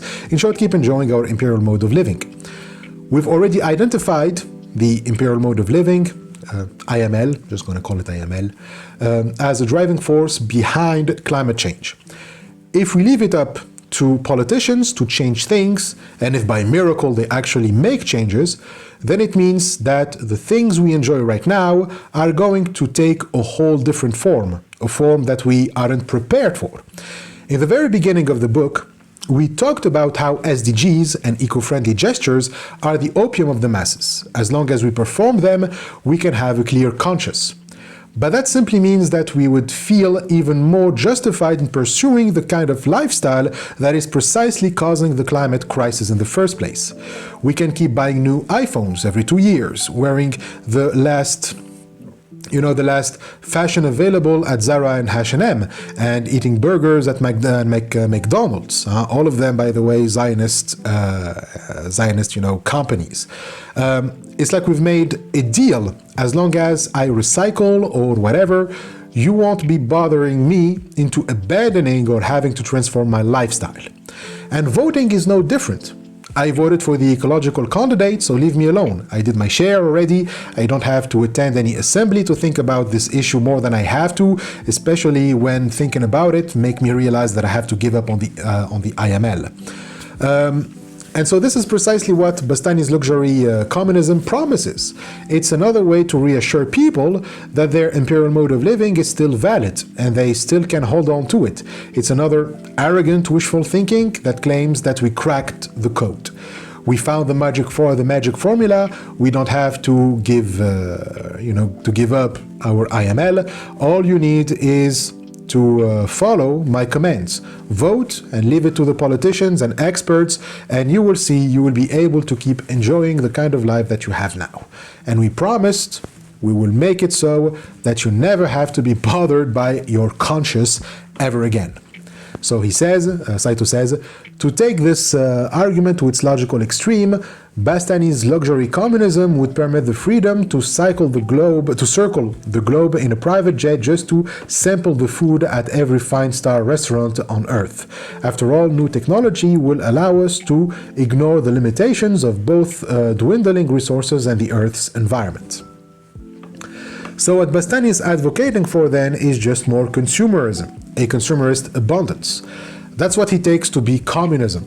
But this kind of abundance that he hopes for isn't abundance because, as we will see, consumerist abundance is incompatible with communism because it is always vulnerable to be recaptured by capital, and it always does. There is no such thing as luxury communism, okay? There's just, as Saito says, a rebranded version of Silicon Valley-style capitalism as communism to sound more radical. This is, again, a gateway to the growth trap, which reminds us of Marx when he came to realize that colonialism and capitalism pave no way to communism. Once you fall into them, there is no way out unless it comes from outside its paradigm. You cannot get out of capitalism through the mechanisms of capitalism. That's why accelerationism makes no sense. Okay, accelerationism says that you have to accelerate the mechanisms of capitalism so that you can get out of capitalism. But of course, it is very attracting for pseudo-radicals. People who want to portray themselves as radicals when in fact they endorse the very system they pretend to criticize. Saito doesn't mention this, but you can think of Klaus Schwab and the World Economic Forum. He was its chairman from 1971 until his resignation in 2025. And he wrote two books that are relevant here, The COVID-19, The Great Reset, and The Great Narrative for a Better Future. Now, obviously, these books don't advocate for communism, but they are clearly politicalists and pretend that they are radically challenging capitalism or the phony version of capitalism like Stiglitz. But Schwab is taking to be a socialist by morons like Peterson and Jordan Peterson and James Lindsay because he advocated for three things. Now, I didn't read the books, but here's how Lindsay, on his podcast with Peterson from 2 or 3 years ago, frames it. It's really funny to watch if you ever need a good laugh and need to see, an idiot contest. So the first thing is to force corporates to adopt ESGs. So ESG, it's environmental, social, and governance.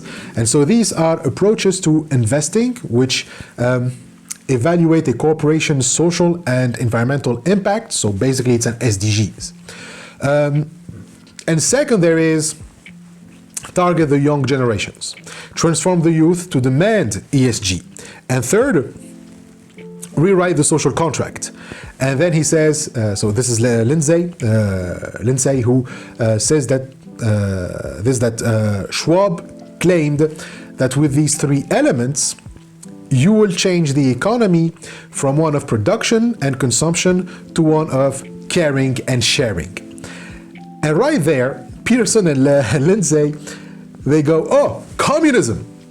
Like, those guys are idiots, okay, really. But anyways, even though Schwab is obviously not a communist, he has the same approach as Bastani, claiming to be a radical who actively wants significant, deep change in the system, but without losing the privileges he gains from that system. Again, that's why political power needs to remain within the hands of politicians and these so-called experts, so that we can claim to be radical when not giving up on the imperial mode of living, which has its ultimate form in Silicon Valley. The idea is to make communism compatible with Silicon Valley capitalism and somehow call that communism.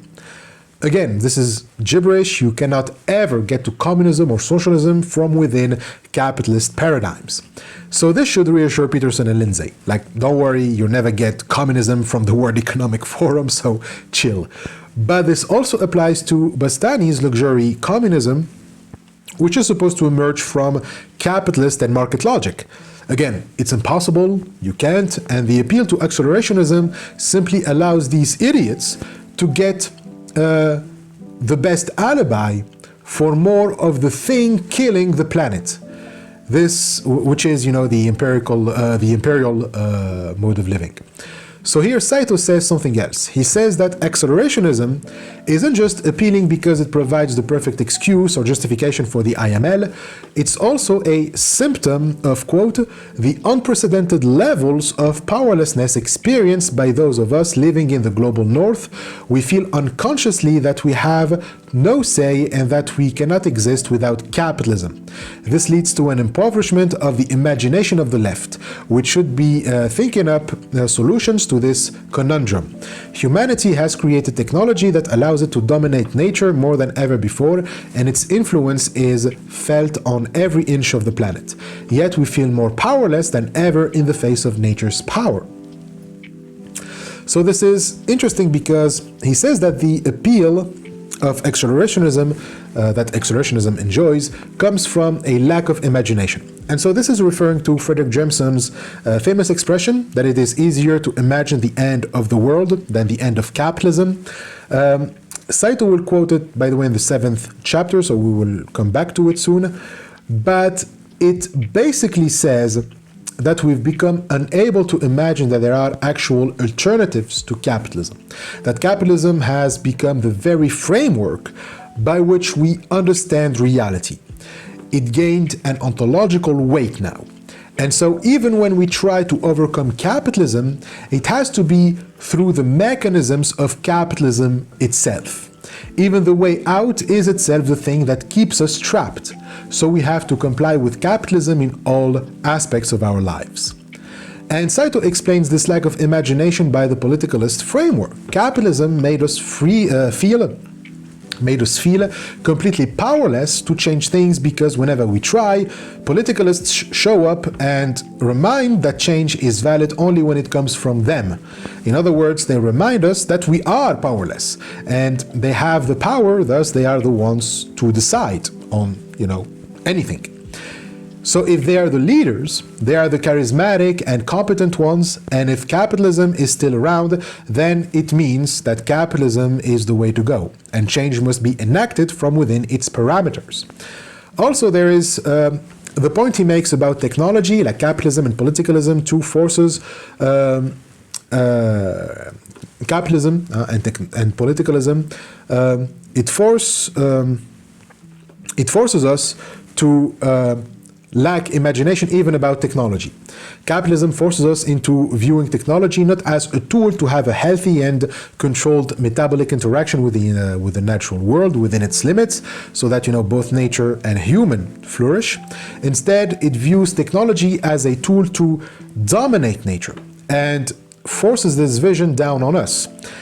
What is, the purpose of technology in capitalism if it's not to dominate nature and to exploit it as much as it exploits labor? So any alternative view of technology, if we see it like a way not to dominate but to have a better grasp on metabolism so that we can enhance our life without causing a rift, such views will be combated by capitalism. And as such, it needs us to feel powerless even in our minds, that we cannot project or develop alternative visions of the world. And this powerlessness is even more felt when we realize that nature doesn't comply. Climate change is basically nature's resistance and push against this view. So it means that not only this view is the only one we are allowed to have about technology, it doesn't even deliver what it promises. It promises us domination over nature, but it refuses to go down without a fight. It is now destroying our civilization as we try to dominate nature. In other words, we cannot dominate her. So we feel even more powerless, this time in the face of nature's power. That's why capitalism cannot work. And as long as we comply with capitalism, as long as we buy into the politicalist narrative, we won't find a way out. So you cannot possibly rely on voting alone. We cannot say that as long as we remember to vote, society will transform into one in which we no longer have to worry about student loans, uncertain employment, or the effects of climate change. These will continue to rise and affect us as long as we hold on to the politicalist narrative. I mean, that's why every eco gesture is rendered moot. Because for each one, there are, countless others that undo its progress because all gestures are taking place within a capitalist paradigm. So this even affects people who are highly conscious of environmental issues. When we advocate for healthier food, for example, for natural products that are certified organic, we still buy them, along with salmon and chicken raised on farms and in hatcheries from markets, or having them, delivered to our homes wrapped in pretty plastic packaging. Another way to understand this powerlessness is, in the face of nature, is that we have lost all skills that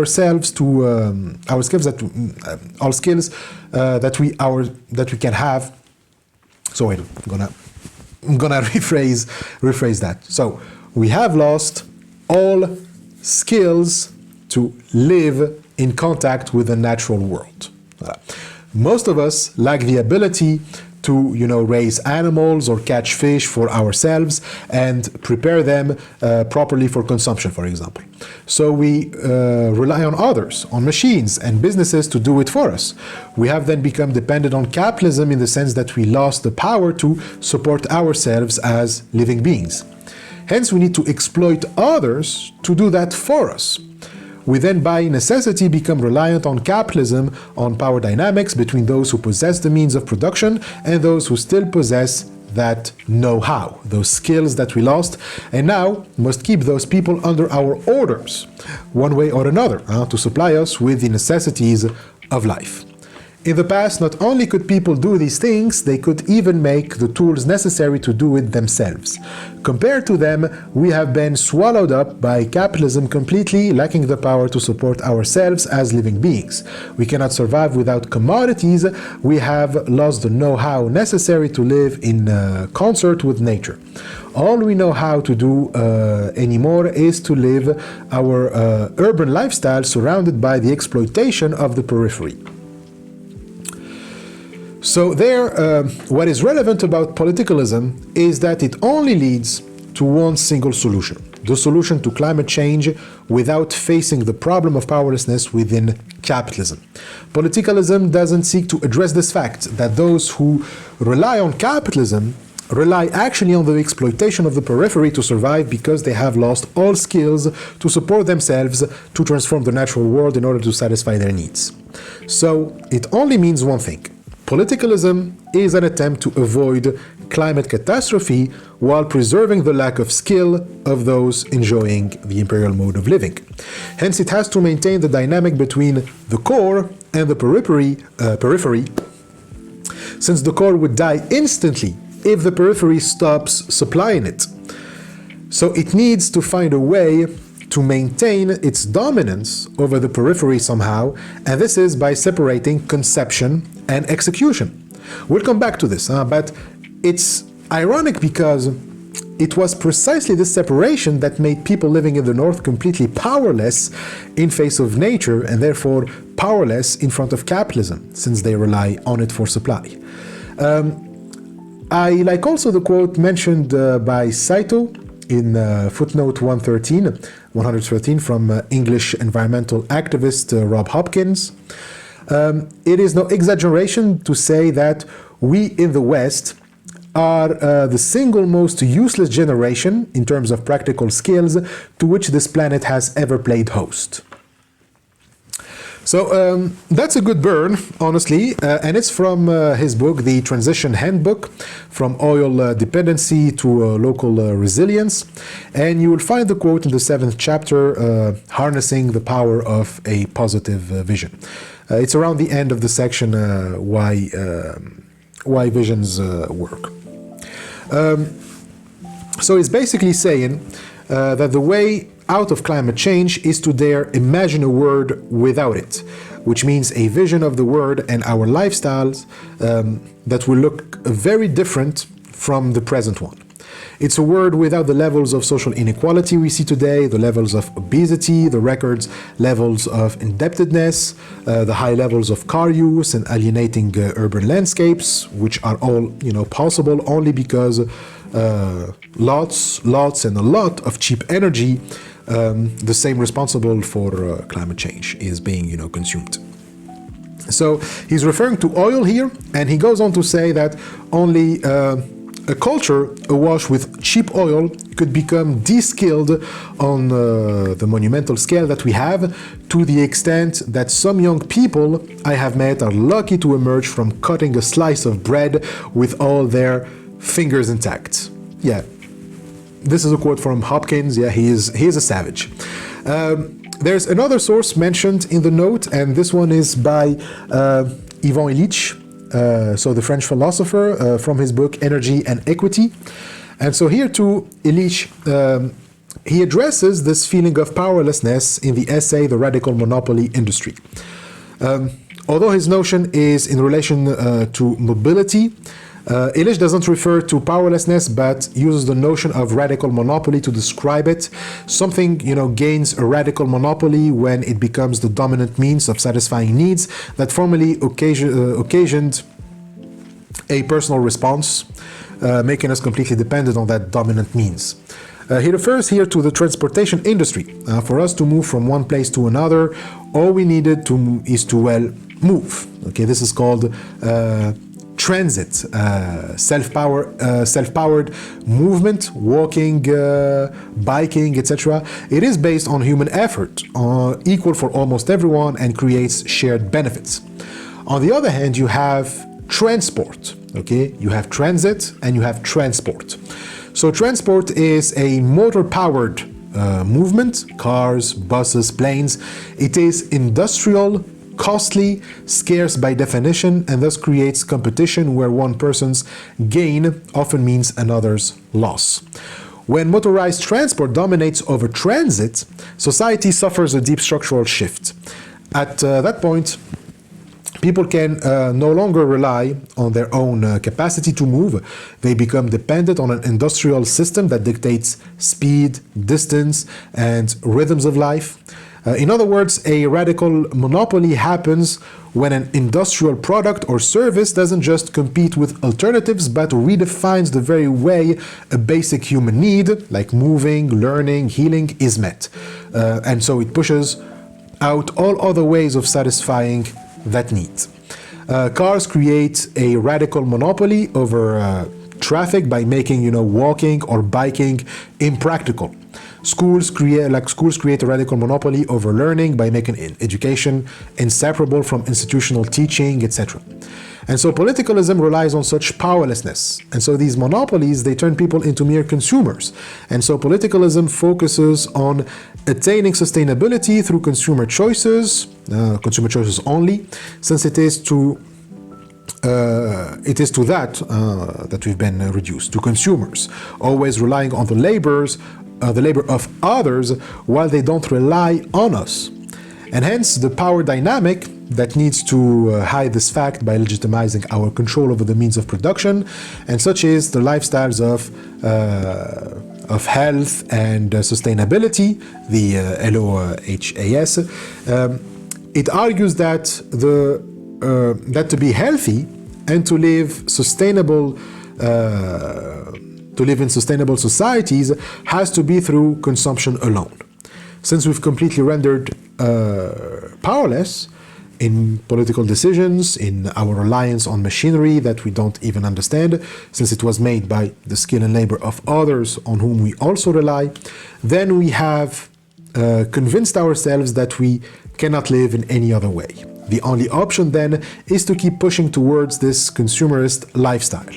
Bastani claims that this consumerist lifestyle can actually be sustainable and without exploiting others or the natural resources, because we will always find ways to sustain our lifestyle. We'll be so efficient at managing resources that we will never run out of them. And as such, he believes that communism and consumerism can be compatible. But like I said before, consumerism, can never, like I said before, brain is not braining sometimes. Like I said before, consumerism can never leave capitalism. Therefore, any transformation in the consciousness of consumers will be swallowed back into capitalism. Even if he has an eureka moment and becomes aware of the impact of the environment, that moment of awakening will soon become insignificant. Consumerism is based on a commodity-based economy that always strives for increased growth because there is no limit to what we can consume. Otherwise, it won't be consumerism. We're always, in other words, swallowed by capital. And Marx had a term for this. He calls this subsumption. Our lifestyles are subsumed by capital, and so it turns anything, any consciousness awakening moment, or any gesture that would normally defy it, into an advantage for itself. Okay, into another business opportunity, another commodity to buy and sell. Hence, it renders us powerless, and Bastani's vision of communism cannot overcome subsumption by capital. And that's why it is completely obsolete in the context of the crisis. Now, what is exactly meant by subsumption?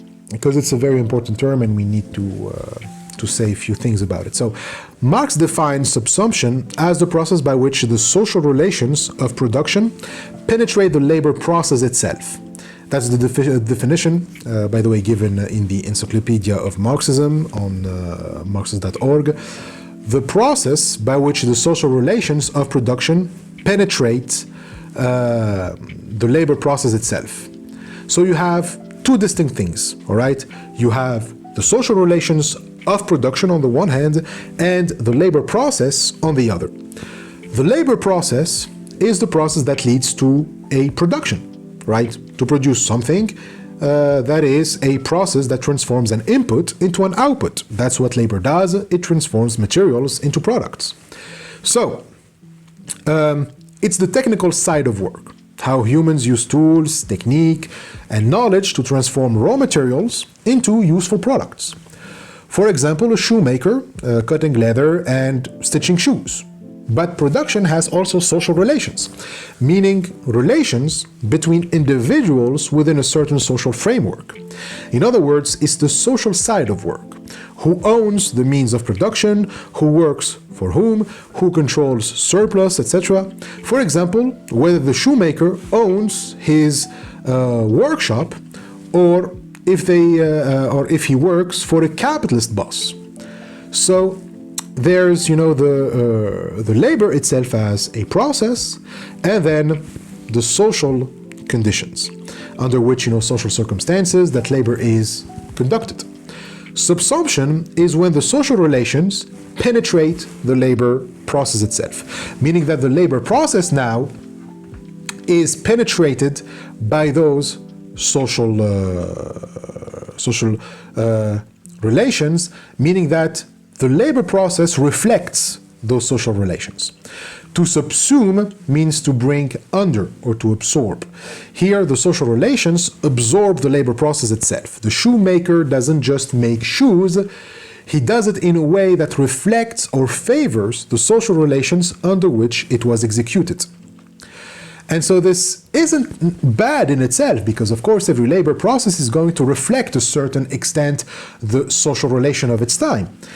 What's interesting here is how that subsumption is carried on within capitalism.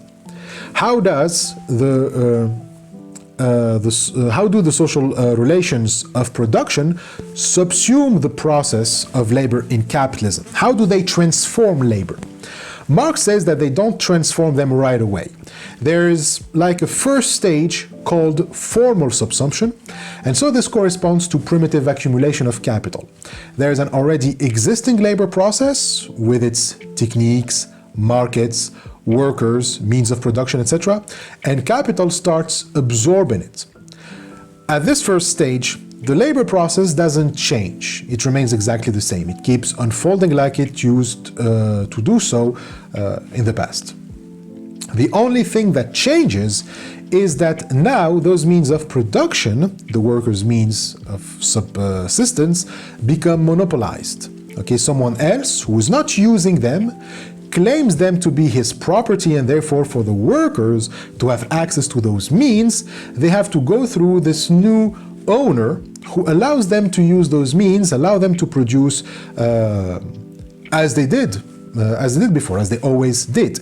But since now they have to go through the owner's will to access the means of production, to be able to work to satisfy their needs, they must do so on the terms of the owner.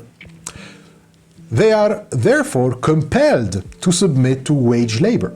This is no different than paying rent. The owner allows you to use what is legally his in exchange for a tribute. Wage labor works that way.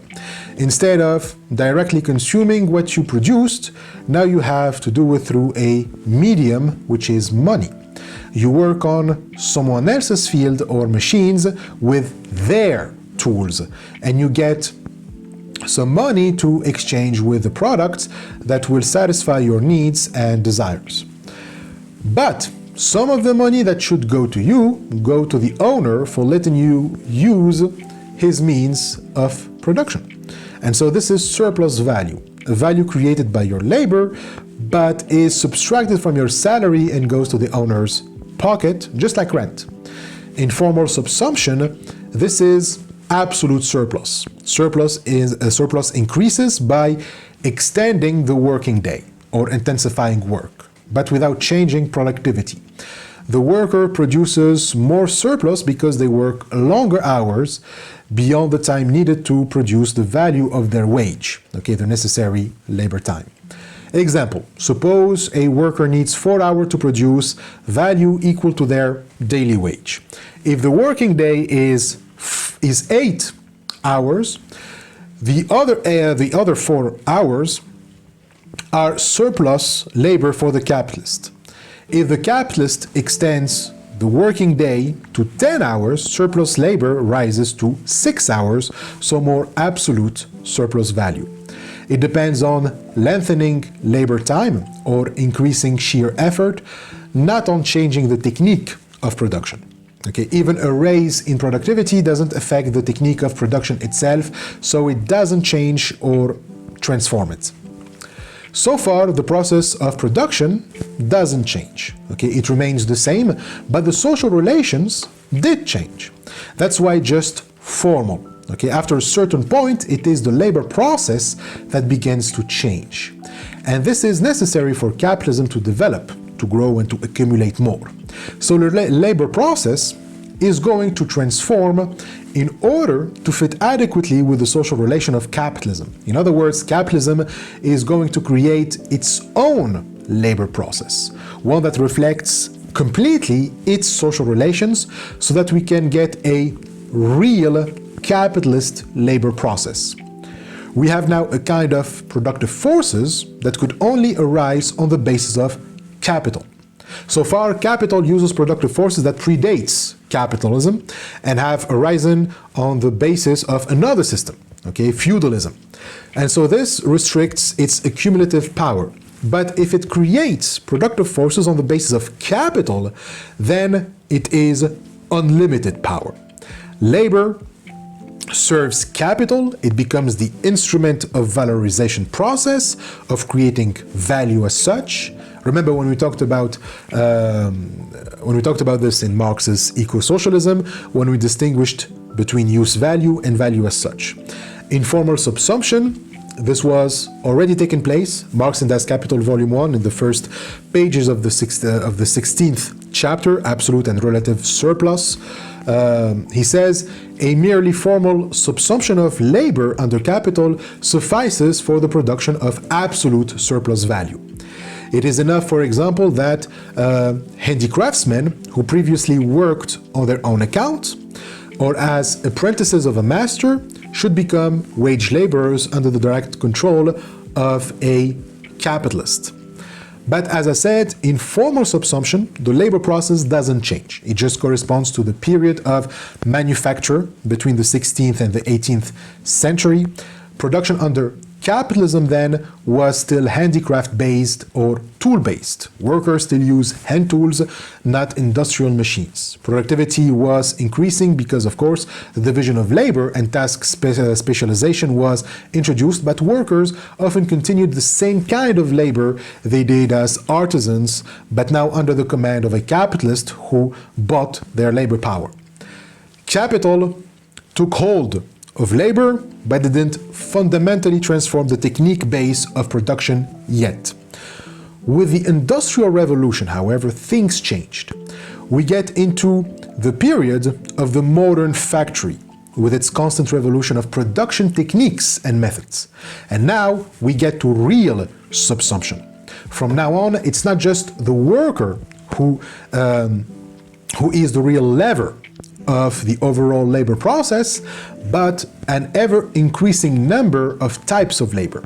And so this is the division of labor as we know it, not of the manufacturer, but of the modern factory. Here the emphasis is drawn on productive labor.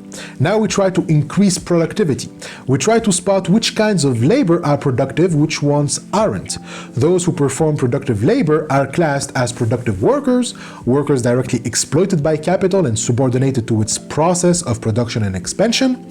And so from real subsumption,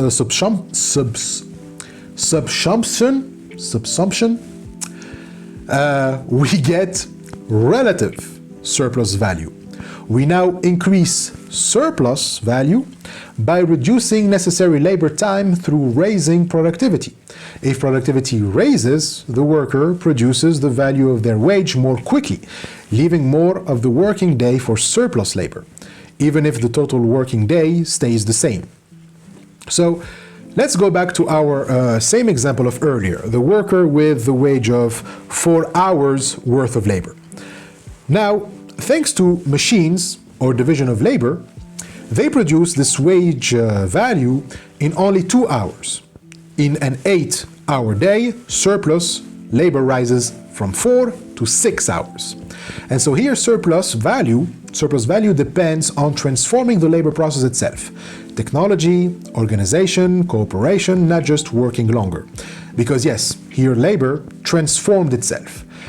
If you want to read the passage where Marx talks about, the two kinds of subsumption in details, it's in the appendix of the first volume of Das Kapital in Capitalist Production and the Production of Surplus Value. Anyway, so this subsumption makes a distinction between two kinds of labor, execution and consumption. If you are trying to increase productivity, you need to get rid of the unproductive elements in the labor process. To do that, you need to take labor and break it down to its different tasks or its different labors. Okay, the process of labor is actually an aggregate of different labors coming together. The capitalist here thinks that the fact that they all come together is what hinders productivity. But if I can separate them, okay, if I can separate the kinds of labor, productivity will increase, and so relative surplus value increases. So the two main kinds of labor that need to be separated, and like I said, execution and consumption. And this is where we get to that powerlessness and that reliance on capitalism we just mentioned. Because in Saito's words, the complete subsumption by capital has robbed us of our skill and self-sufficiency. We are unable to survive independently of the power of commodities and money. We've become so used to the ease of this way of life that we've lost the ability to imagine any other. So, real or complete subsumption by capital makes us unable to survive without the power of commodity and money, meaning that now the social relations of capitalism have transformed the labor process in such a way that when we labor, we cannot do so freely. My labor cannot be of any use to me in terms of freedom, in terms of autonomy or self-sufficiency. Before capitalism, labor could be a source for my own survival. I know that I can transform the natural world into products to satisfy my own needs. I'm saying me, but here, as if, an individual is capable to do that on their own, but the I here needs to be understood as a collective social subject, all right? The I is actually a we, okay? So there was a time where, okay, I'm gonna say we because maybe that would avoid the confusion. So there was a time where we could survive through labor. We can organize it in such a way that it directly responds to our needs, both physically and socially. And as such, we feel independent.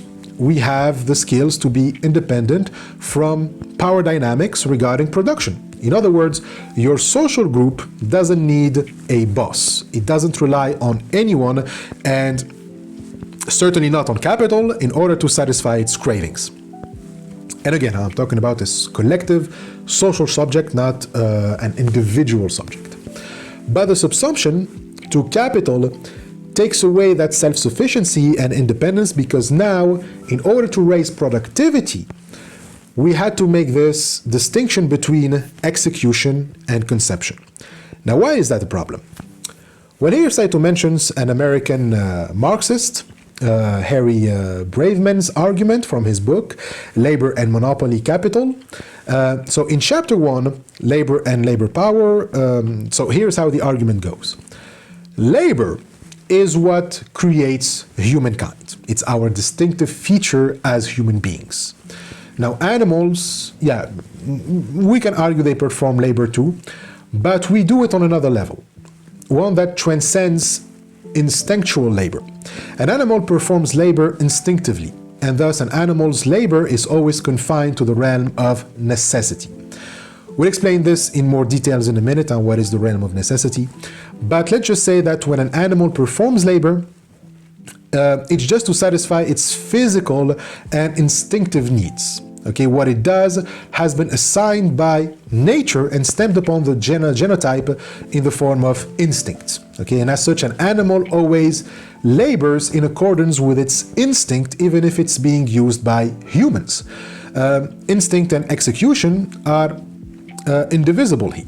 When an animal executes something, the intention that motivates that act comes from within, from its instinct. Braveman illustrates this with the example of the spider, which weaves its web in accordance with a biological urge. Thus, it cannot depute this function to another spider. It carries on this activity because that it's its nature. Humans, however, are capable of an infinite variety of functions and division of function on the basis of family, group, and social assignments. We are therefore capable of carrying tasks that defy a biological urge in accordance with the social forms that submerged the biological. We don't labor to fulfill biological needs and urges, but to socially relate to one another, for example. Thus, in humans, the unity between the motive force of labor and the labor itself is not inviolable. Unlike animals, where what motivates labor, the instinct, and the act of labor are united, they are unified. But because human beings don't have instinct as the sole motivation for labor, it has another one way more important, and this one is conception. The problem is that the unity between conception and execution can be dissolved. The conception must still precede and govern execution, but the idea, as conceived by one person, can be executed by another. The spider cannot do that. It cannot make another spider weave the web that it conceived. Now, this is what sets us aside from animals, and this is how we can be free from necessity. It's in this capacity for the unity between conception and execution to be dissolved. It's not a bad thing. It's precisely what makes it possible for people to work together. That someone can communicate a conception to someone else, and therefore you both can execute and realize, that conception. So the unity can be dissolved or broken in the individual, but to be reasserted in the group. Okay, the workshop, the community, society as a whole. And so this is a different form of separation from the two. In the case where the unity is dissolved in the individual but reasserted in the group, the individual is still in control. They still have a voice in the execution process. So they remain autonomous. Okay, they remain somehow the masters of their own labor. But in the case of separation, you have one person who becomes the master of, the labor of others. Okay, as a case of separation in capitalism. Others simply execute a conception of someone else. And so this is bad because here the master will confuse labor power with any other force for performing a task, because for him, steam, horse, water, or a human muscle, which turns, his mill, are viewed as equivalent, as factors of production. To put it simple, when conception and execution weren't separated, the same groups of individuals have complete control over their labor.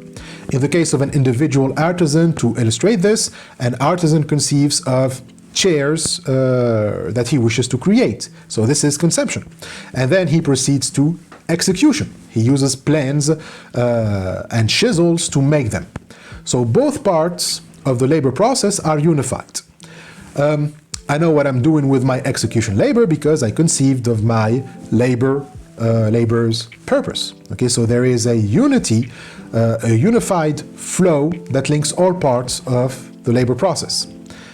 This is, of course, this is difficult to control. Okay, if both execution and conception are done by the same subject, I'm not talking about a individual subject. The case of the artisan was just a metaphor. Okay, it was just an image to illustrate this claim.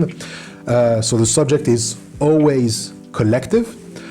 So if they are both done, execution and conception are done by the same subject, that subject is self-sufficient and autonomous, and therefore he is fully conscious of his work and he decides on everything relevant to the production process. He has full control and thus agency and autonomy. So it is very difficult to control him.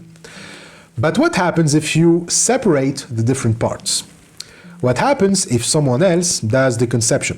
Well, now the artisan simply obeys. I come up with a plan, you execute it. Why would the artisan accept these terms? Why would he obey me?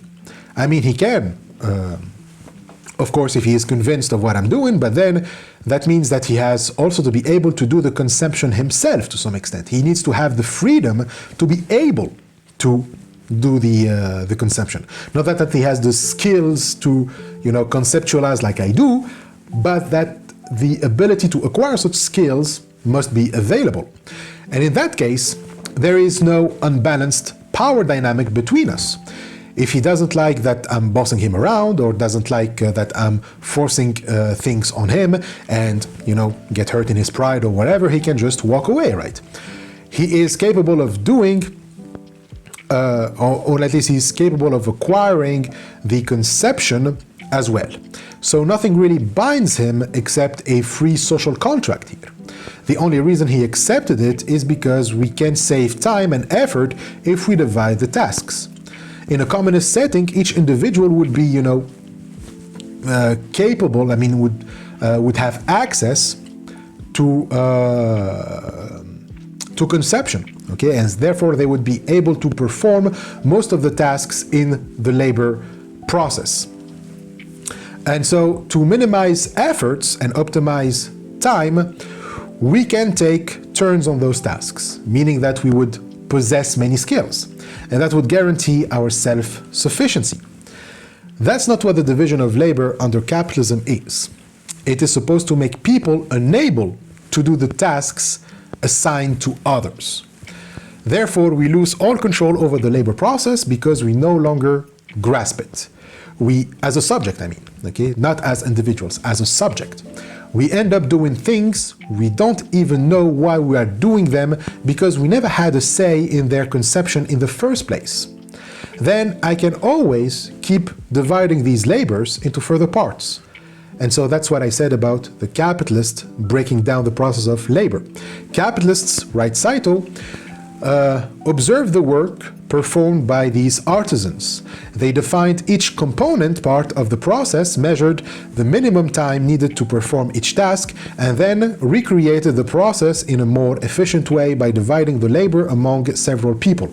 This rendered the artisan obsolete. Now each component task is the creation of a product could be done by anyone, and the production was faster than if they were done by a single artisan, potentially at the same level of quality or higher. This leads to the fall of the artisan. So again, the artisan example is very revealing. The artisan's job has almost gone extinct now. What he was able to do is now divided among many people, each doing just one or two tasks of what he used to do. But these tasks aren't carried for the sake of social utility or anything, but for the sake of capital. Consumption isn't even done by the capitalists, but by capital itself. It is capital, not capitalists. Capital that decide on the consumption, since the whole labor process from consumption to conception to execution serves only one purpose, the process of capital self-valorization. The point is to produce value as such, not use value, just value. Even in conception, the process is divided because it too needs to be productive according to the dictates of capital. Everything must converge to one goal: serve capital, make it bigger, squeeze as much value as possible from labor, and capital then decides on anything. Why work has only meaning insofar as it feeds capital? Well, because that's what capital decides on. Okay, my work has meaning only when it feeds capital. And as such, capital monopolized conception. Only it decides. When before you had the artisan doing both consumption and execution, now it was split into two entities. Capital on the one hand, who does the consumption, and the worker who mindlessly executes. And here we are met with a paradox. With real subsumption, the labor process has transformed in such a way that it indeed increased productivity to unprecedented levels, but that came at a price, which is that now labor, as divided between conception and execution, only perpetuates the social relation that enabled it. But these social relations, while they increase overall productivity, they reduce individual productivity. Now you need 100 of isolated, atomized workers in order to do what only one artisan could do. Hence the paradox.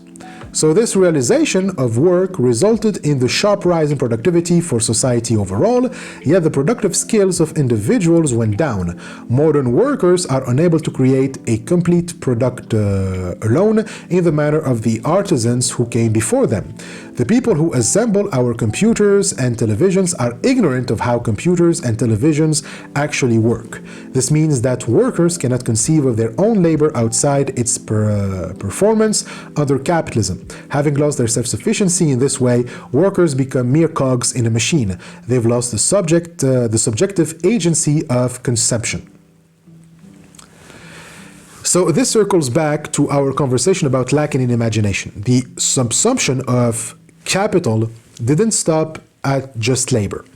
It's not just that we perpetuate the dependence relations between workers and capitalists, but into every aspect of our lives. That everything now obeys capital exists to only serve its self-serving process has hindered all creative and cognitive abilities to think of a post-capitalist future. The loss of our productive skills means that we become more short-sighted, unable to conceive of other futures, which, when you think of it, is the highest form of conception, right? The disunion of theory and practice has hindered praxis. There too you end up with those who conceive of how the world should be, and those who simply build it. You end up with the crudest and most absurd idealism possible, which simply means that you just end up repeating the status quo over and over again, because you cannot conceptualize any alternative. It is in this sense that the penetration of capitalist social relations into the labor process leads to overall powerlessness. Even productivity in all domains end up serving capital for its own sake. Capitalism finds always a way to make whatever was produced from its base as serving its interest. Again, this is another critique of Marx's productivism. Once the labor process has been transformed by capital, it's game over. Anything that now comes from that labor process will do only will do nothing besides making capitalism grow bigger.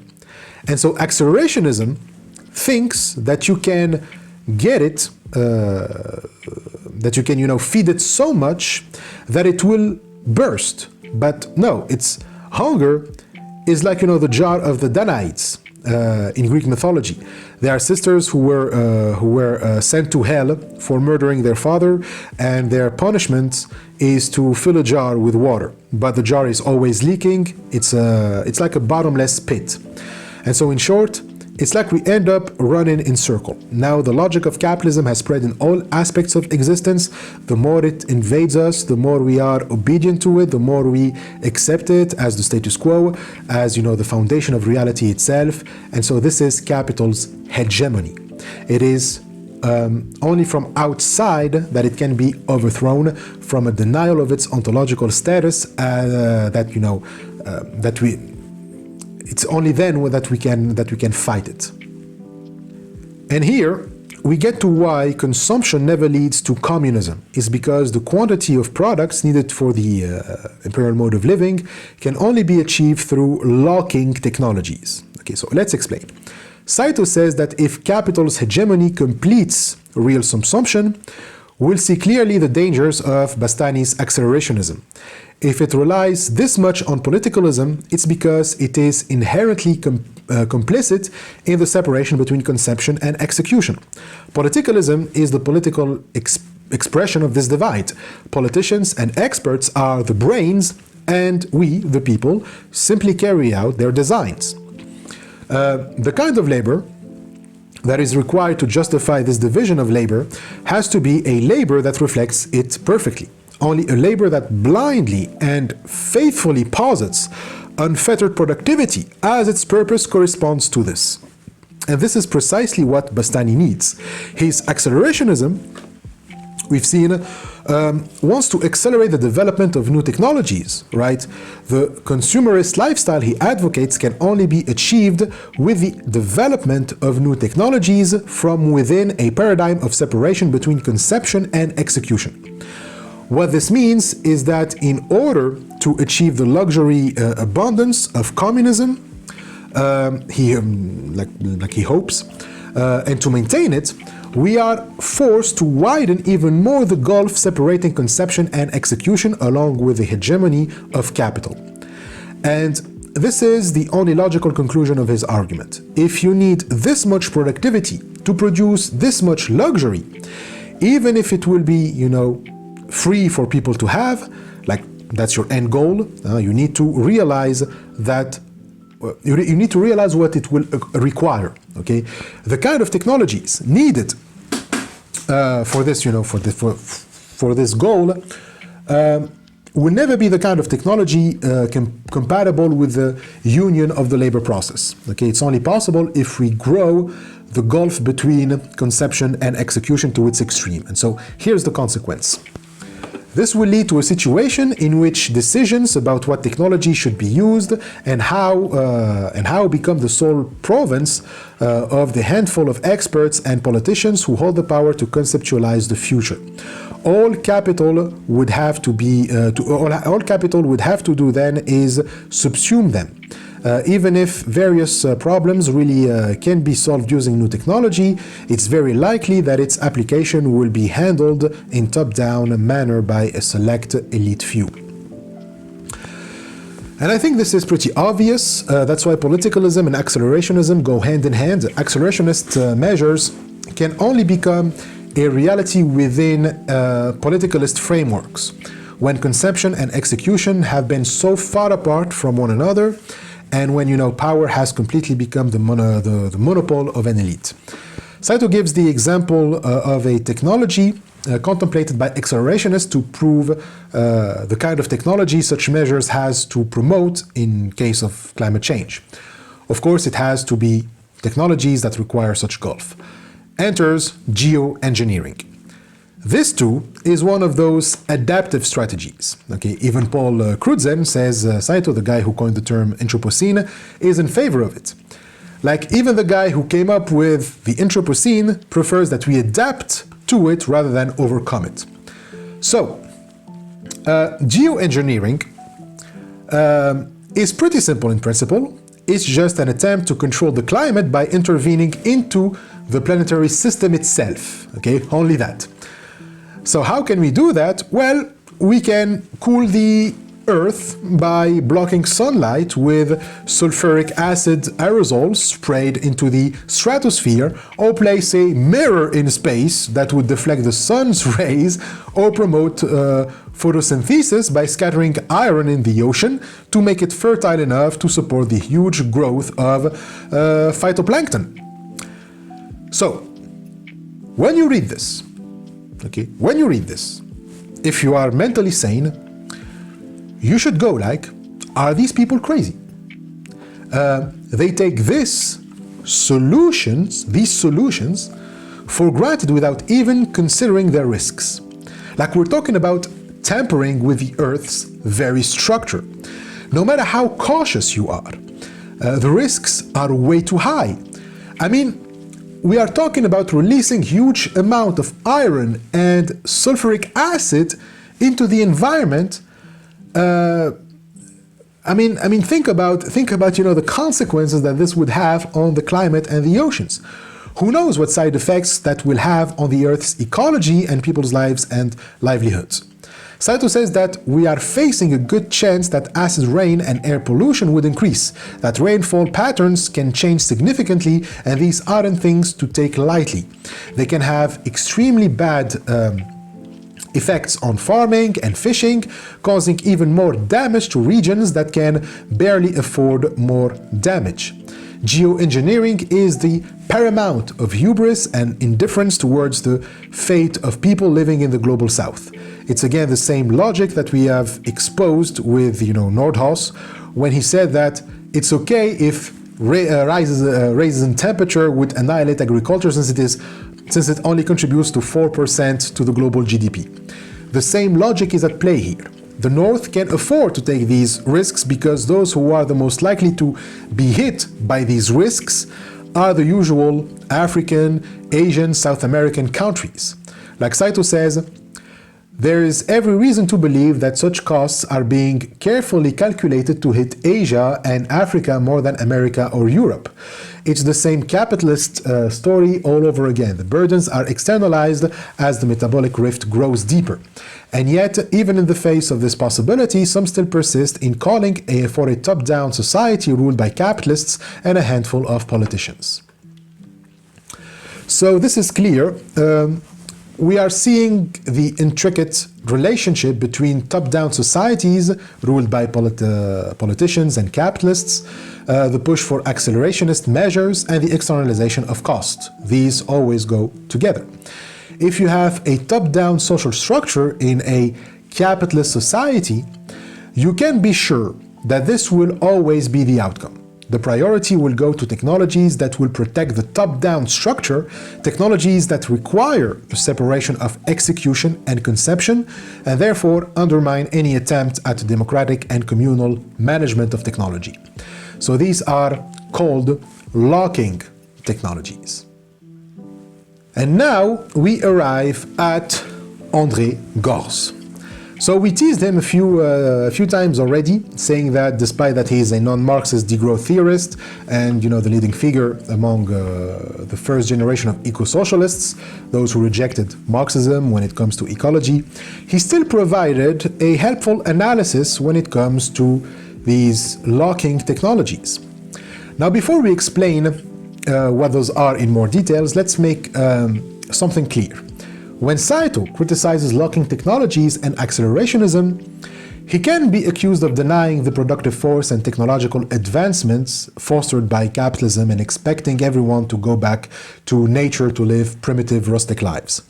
This is a common criticism that even those who point to the late Marx shift in his thought go through. We've already responded to this, by the way, when Marx says that we need a return of the communal lifestyle, like, found in the Germanic tribes or the Russian communes. He's not a primitivist. He's not saying let's go back to candles and shit. The accusation is basically, you are turning your back on technology and scientific progress. We cannot go back to the traditional lifestyle of the archaic commune, but that's not what late Marx or Saito advocates. In fact, we didn't see the two as contradictory. Embracing the lifestyle of the archaic agricultural commune isn't in tension with technology and scientific progress. Rather, he was saying, as we've seen with the drafts of his letter to Zazulich, that he wants the commune to integrate scientific progress and technology developed by capitalism. He wants the commune to evolve and develop and use modern techniques, but without disrupting its nature, which is feasible. So the rejection of the progressive view of history doesn't mean a rejection of progress, technological, scientific, or ethical progress. Rather, it is a call for producers to use the natural sciences to develop a rational way to regulate the metabolic relation with nature. That's why, Marx praised the steady-state economy enforced by the traditions of pre-capitalist communal societies. It's because they don't cause metabolic rifts. And he believes that if the commune makes use of the natural sciences and technological advancement, it will secure a better and more fulfilling life to its members. And so this echoes Marx's notion of the realm of necessity and that of freedom in chapter 48 of volume 3 of Das Kapital in the Trinity formula. So these are the two realms of existence. Okay, there is the realm of necessity. It is the realm in which labor is determined by necessity and external expediency. Here we work in order to survive. Like the primitive man in the state of nature must wrestle with nature to satisfy his needs, to maintain and produce, his life. The realm of freedom is the one beyond this realm of natural necessity, when labor is no longer performed for survival, but for self-fulfillment and flourishing. For this, man must be free of the necessities of life, meaning that he finds an efficient way to guarantee them. The social organization of Free Producers Association will allow this. Okay, humans join together to govern the human metabolism with nature in a rational way, bringing it under their collective control with the least expenditure of energy instead of being dominated by it as as some sort of blind power.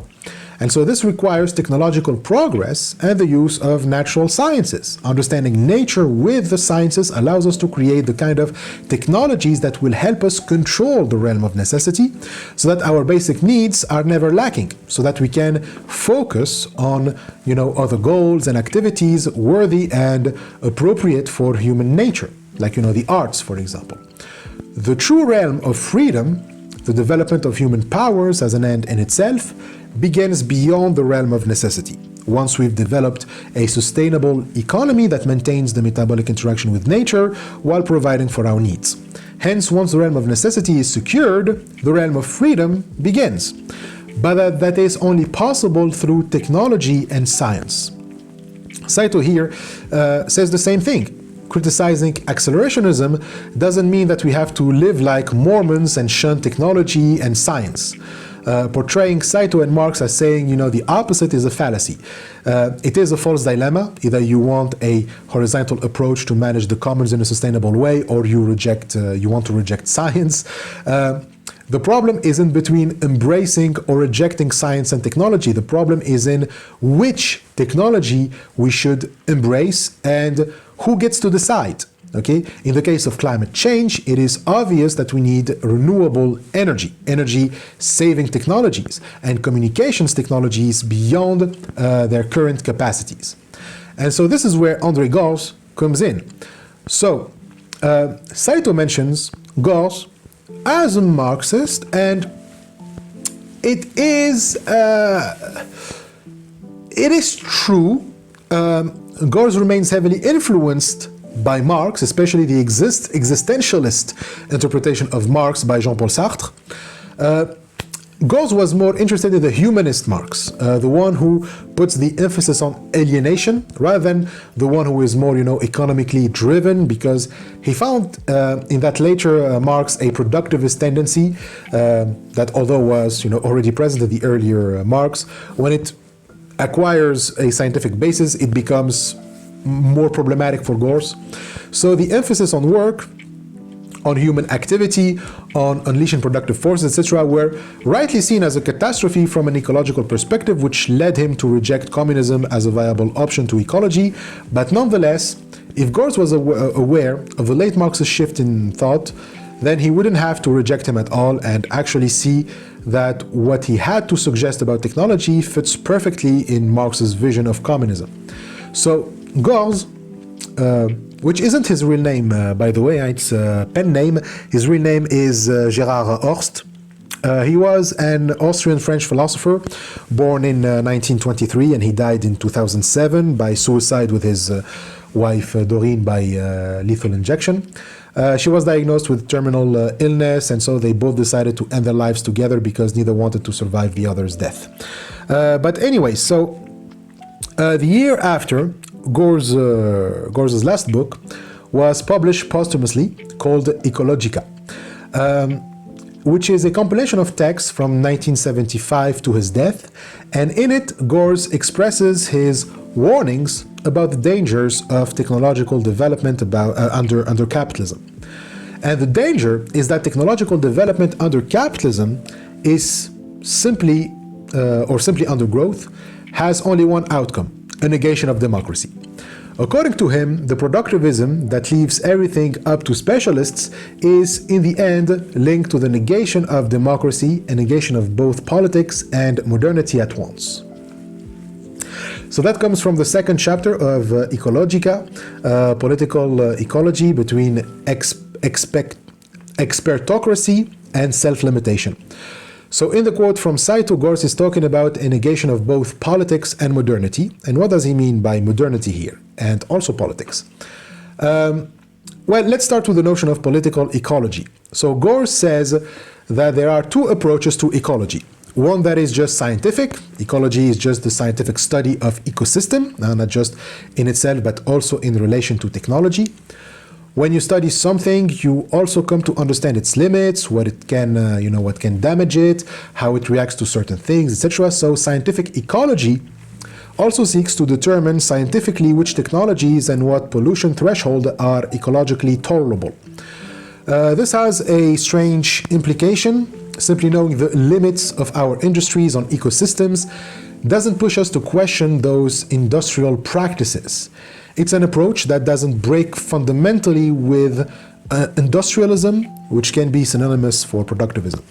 And its hegemony of instrumental reason is still maintained. So instrumental reason is the way we rationalize the natural world through its utility, not for social purposes, but in the sense that it serves our own self-centered interests and those of capital.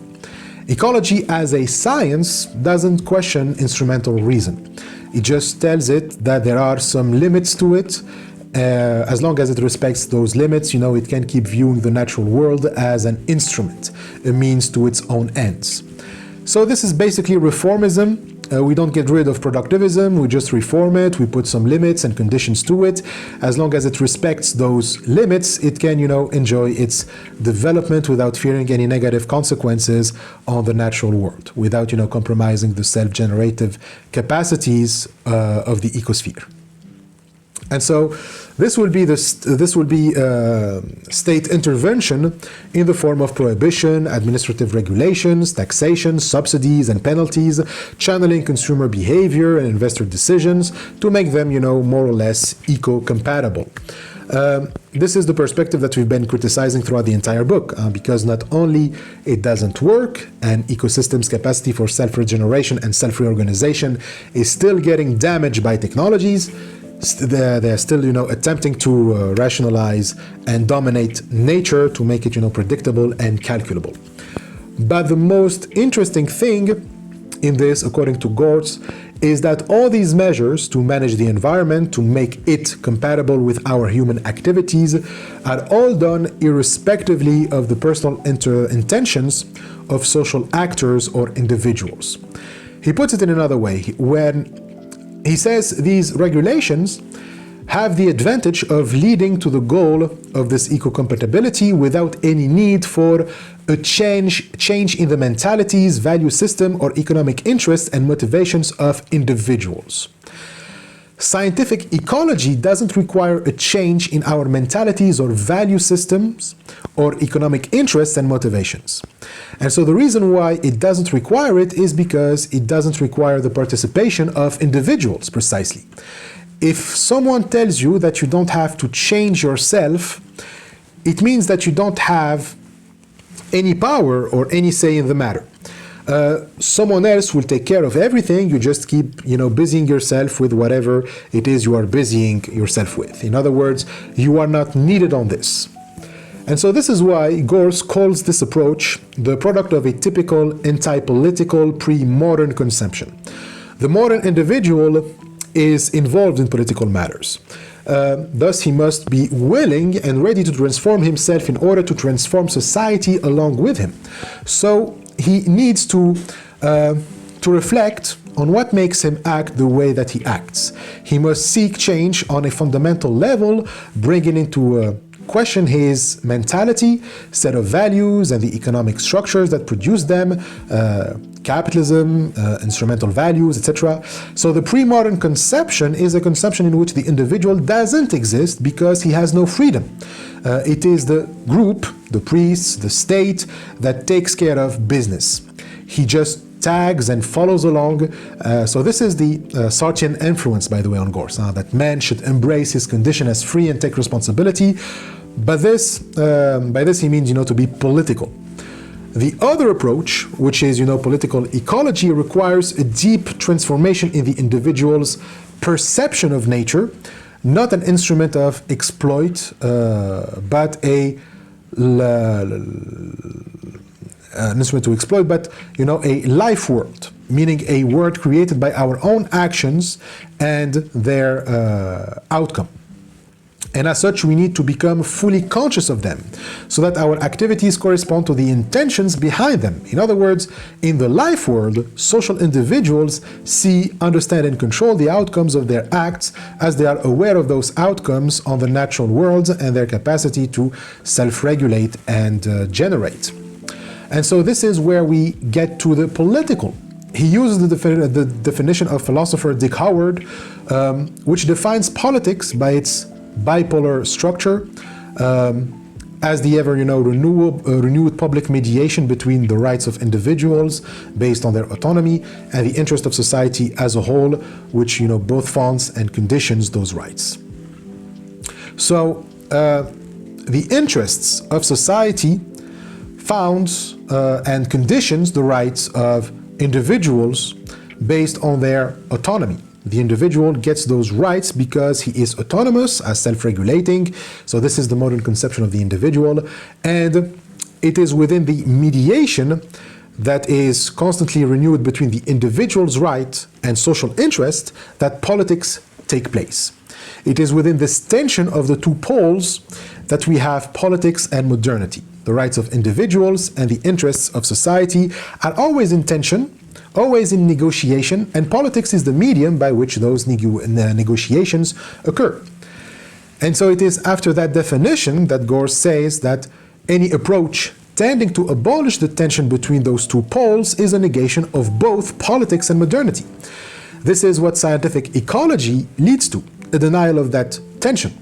It abolishes the political by denying the autonomy of individuals and replaces it with expertocracy, where the state and state experts judge what constitutes the general interest, and also they decide on the means of subordinating individuals to it, when in reality it is the task of individuals to do those judgments. The state is here simply to provide the medium for individuals to make those judgments. But in expertocracy, it denies individuals the capacity to judge and subject them to an enlightened power that seeks to, to control everything, and that speaks in the name of the higher interest of a cause beyond their understanding. So in simpler terms, productivism leads to a negation of democracy because it can only work when there is an elite that has control over technology and denies that control to the public under the pretext that it knows better. And if that elite was elected and represents the people, like Bastani writes. So geoengineering is a technology that can never have a democratic management. It must be confined to just a few experts, capitalists, and politicians who decide what to do with it. It is in its nature to require such social division between an elected ruling class, as if elections, take away the ruling class's status as ruling, and the masses. So to be able to produce as much as to satisfy Bastani's luxury communism, it requires these kinds of technologies. Since the people cannot have access to the technologies that produces the technologies that produce the products that they will consume in order to live, then they become reliant on those who own them and decide on how to develop them, for what purpose, etc.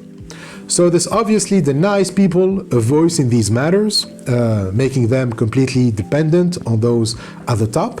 And so this is anti-democratic to the core. Such technologies are called locking technologies, and Gors distinguishes them from open technologies.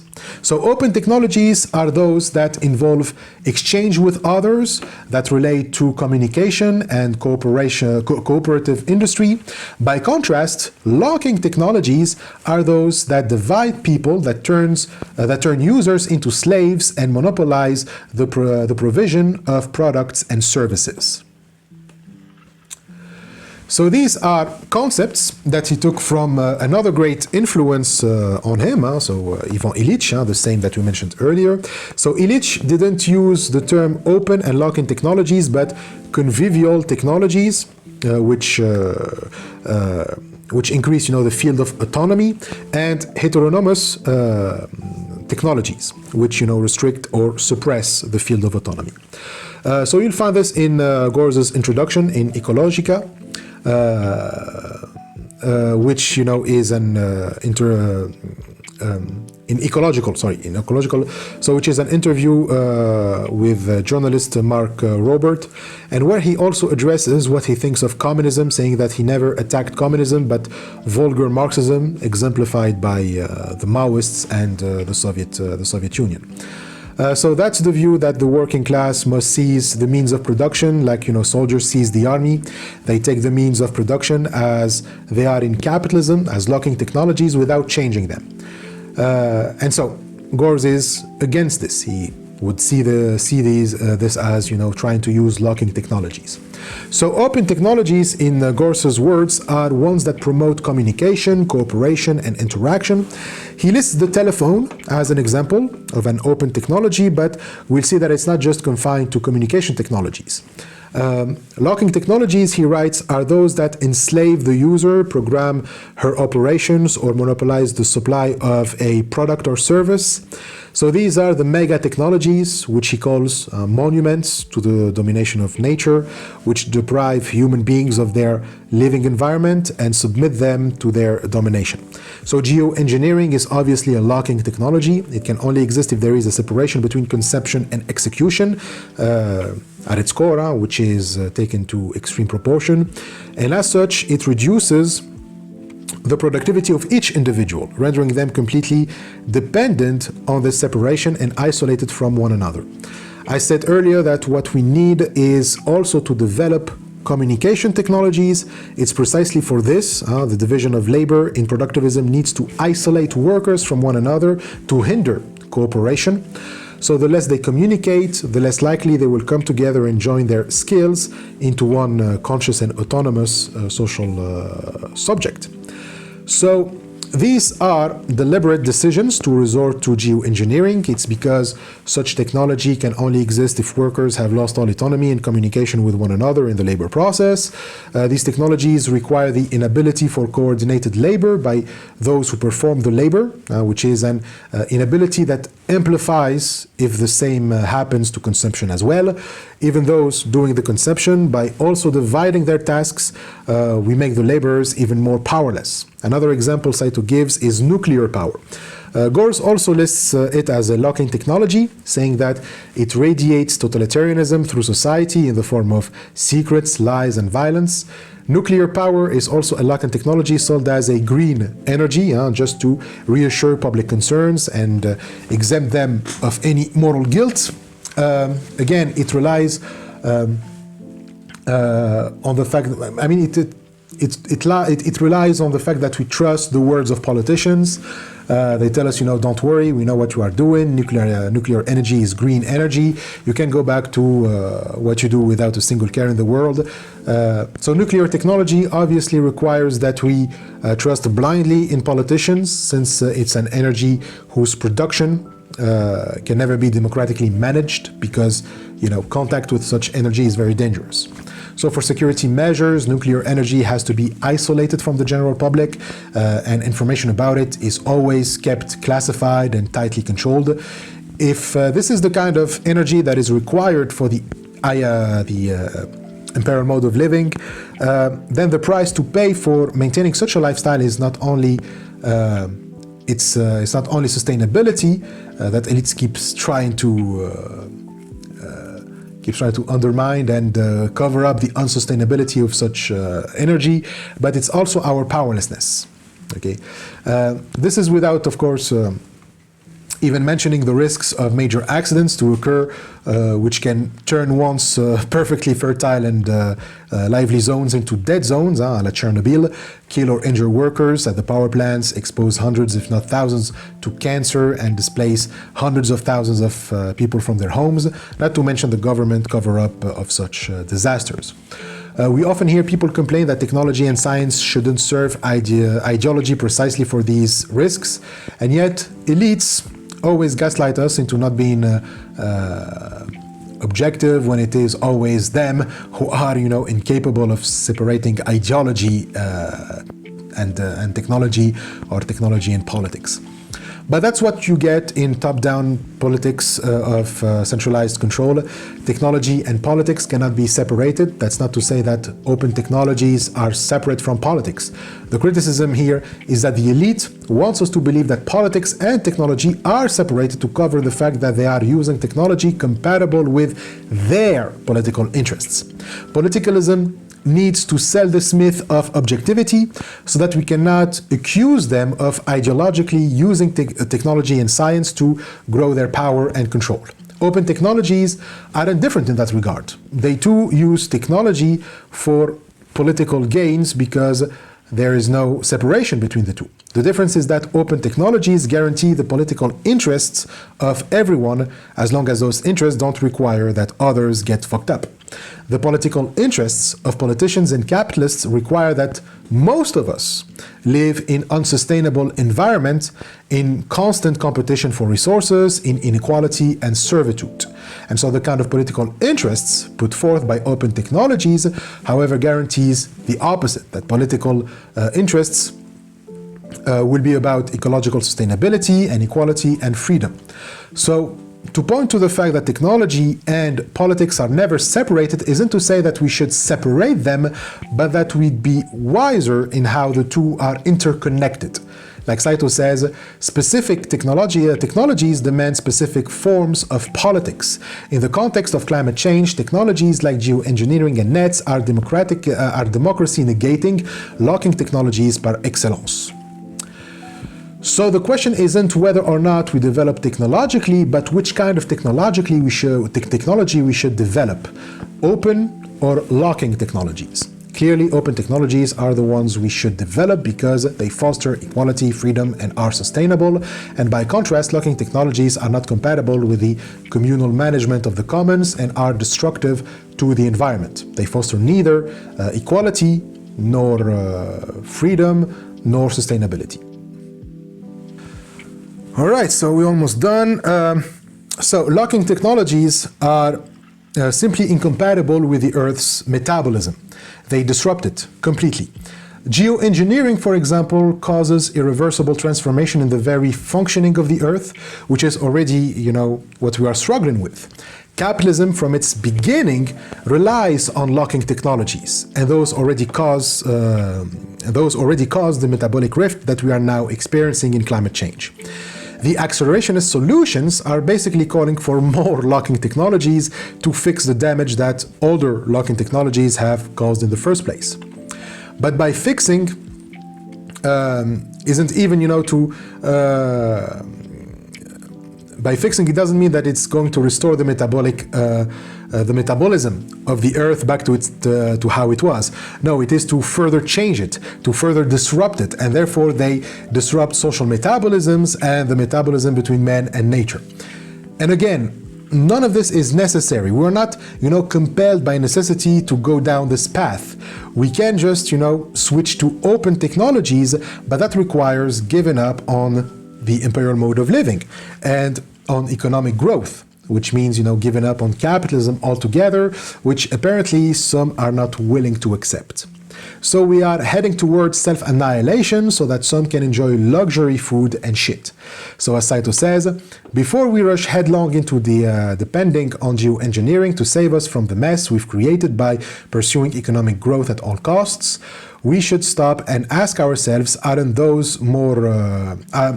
there more democratic ways to address the problem? So this is the real necessity. The necessity isn't that we are doomed to keep heading down the path of economic growth at all costs. The necessity is that we must think quickly about more democratic ways to address the problem. Again, we are running out of time.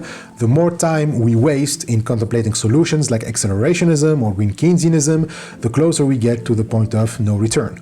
And the closer we get, the smaller the time for reflection becomes until it completely disappears.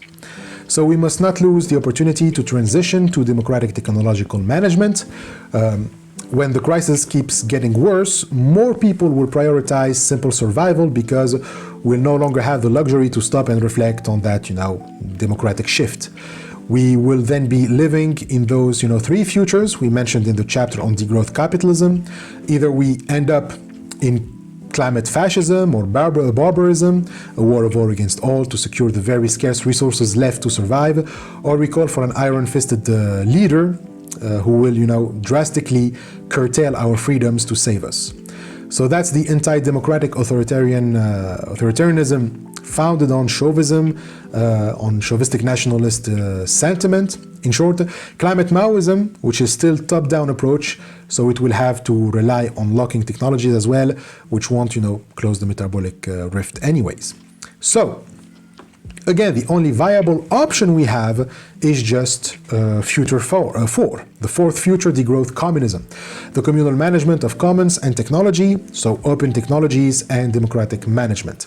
It requires an overthrow of the top-down structure and the conception-execution divide, the overthrow of locking technologies, of the imperial mode of living, and of externalization society. In short, to get rid of capitalism. So it's either communism or death. As Saito says, the climate crisis is a global crisis. It is no longer the kind of thing that can be externalized onto a periphery, and the global north will ultimately be unable to evade its destructive consequences.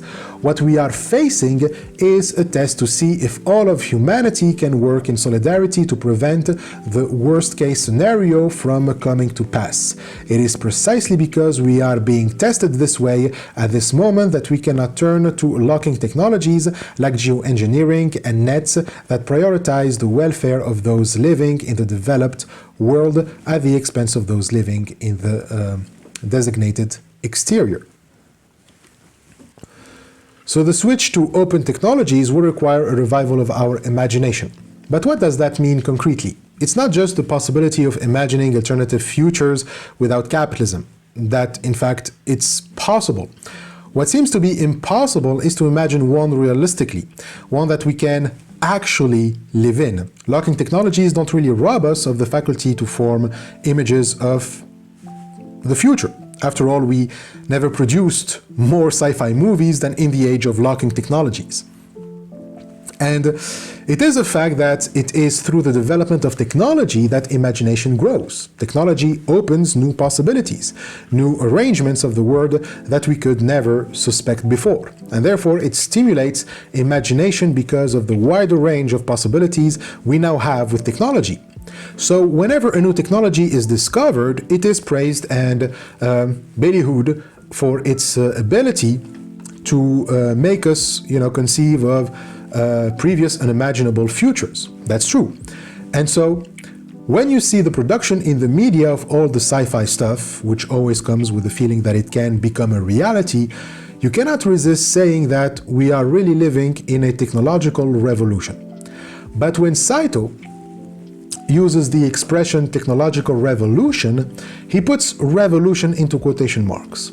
And so this suggests that this is not really a revolution, and the people calling it that are mistaken, because the kind of technology that has espoused this cultural production of sci-fi and human possibility of colonizing space or some shit like that, it doesn't liberate us at all. So why should we call it a revolution? If all that it does concretely is destroying our natural world and binds us into servitude. So imagination doesn't come from this.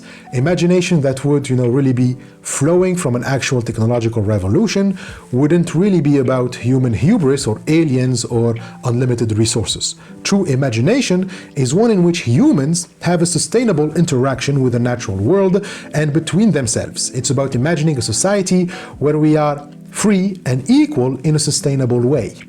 But the fact that what is considered a revolution here confines imagination to simply how much control and power we can exert on not just Earth, but the universe, is very revealing. It shows that we consider useful and, let's say it shows what we consider useful and useless. Yeah. And Saito hints that at maybe our lack of true imagination comes from that. The way that we define utility is going to force us into developing our imagination in a way that is based on that definition. If we take utility as what generates more economic growth, then imagination is going to be about what can generate more growth, or what kind of existence we can have if we push, for more growth. The accelerationist futures are also imagination, but an imagination of someone who defines the useful in productivist terms. So the social arrangement and the economic structure that we have, which determine what is considered useful, are going to produce an imagination that follows from such arrangements or fits into them. And as such, what is going to be useful is going to have the priority, while what is deemed useless will not enjoy the same resources. So in capitalist, growth-oriented systems, what's going to be useful are technologies that produce more economic growth. So here, the question is, where will the tax money and labor power go?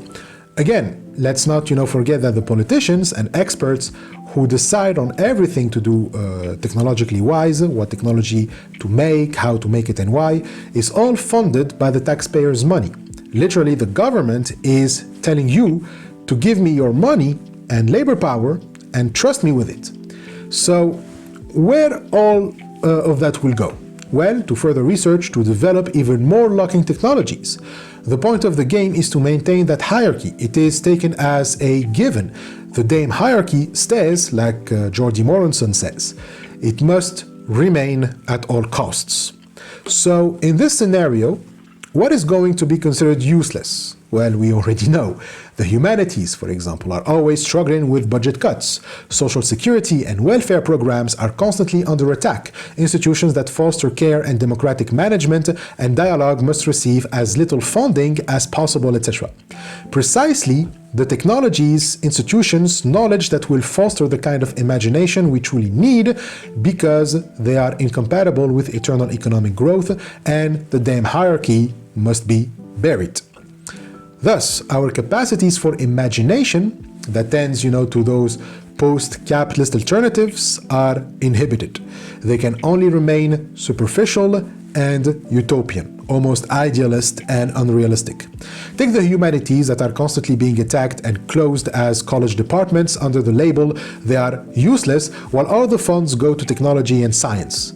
This isn't for the sake of a better social life, where we have, freedom, equality, and sustainability. No, on the contrary, it is just for further attempts at updating the status quo and make it more potent. It's about, consolidation.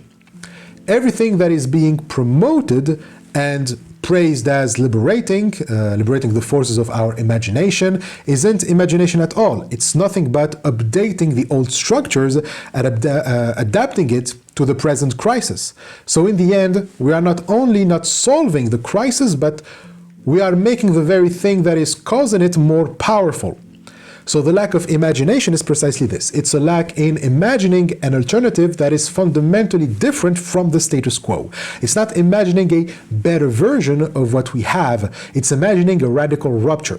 It is, calling into question our categories of the useful and the useless, the labor process, the social relations, and our relations with the natural world. Imagining is not adapting, okay? Only then we can really use the term revolution. A technological revolution isn't one that, strengthens the status quo. It's one that transforms the status quo to the core. So a social paradigm shifts through technology, that would be a revolution. Shifting to open technologies would be, revolutionary. Shifting to use value instead of value as such, to focus on people's needs rather than on the needs of capital, that would be revolutionary. The future imagined by ecomodernists, technologies like geoengineering and nets, that seems so marvelous at first sight because all of the possibilities they unlock, they turn out to be locking us in a very narrow box. It's a future of the same old lifestyle supported by burning fossil fuel.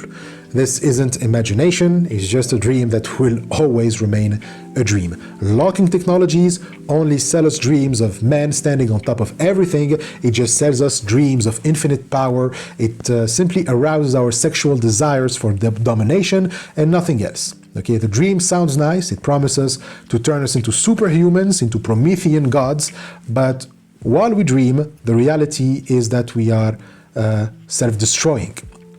The marvelousness of these dream technologies resides in their support of the status quo, and therein lies their ineffectiveness, their true inadequacy for the crisis. These possible futures divert our attention from what can be done now, what must be done now. In this sense, technology itself becomes ideological, concealing the irrationality of the present system. To phrase it another way, technology ends up suppressing and pushing out the possibility of creating a completely different mode of living in the face of the impending crisis of forming a solely, truly independent society, forming a society truly independent of fossil fuel. So locking technologies, they hinder imagination since they make us, unable to imagine a future truly independent of fossil fuel. We've seen why the transition to green renewable energies won't decrease the consumption of fossil fuel. So this is no accident, it is designed to do that. So all the measures taken so far have specifically targeted anything that can have, the power to imagine alternatives. If we're to use, imagination, it must be in the narrow framework imposed by capital. You are free to imagine to your heart's content as long as it contributes to the growth and self-valorization process of capital.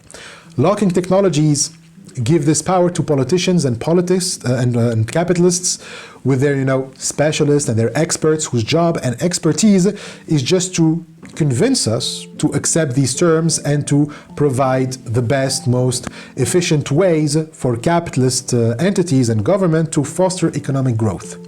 In Saito's words, the present crisis should be spurring us to reflect upon our behavior and imagine a truly different future for ourselves. But the imaginative and the conceptual power necessary to do so has been taken from us by the experts and specialists who have monopolized technological development. There are surely too many who still think that we can still back and let technology we can sit back and let technology solve climate change for us. In short, the ideology of technology has become a cause of the widespread impoverishment of imagination in today's society. To regain the ability to imagine a different society, we must take our creative power back from its subsumption by capital. The degrowth communism, first hinted at by Marx, is one such precious well from which this creative power can spring.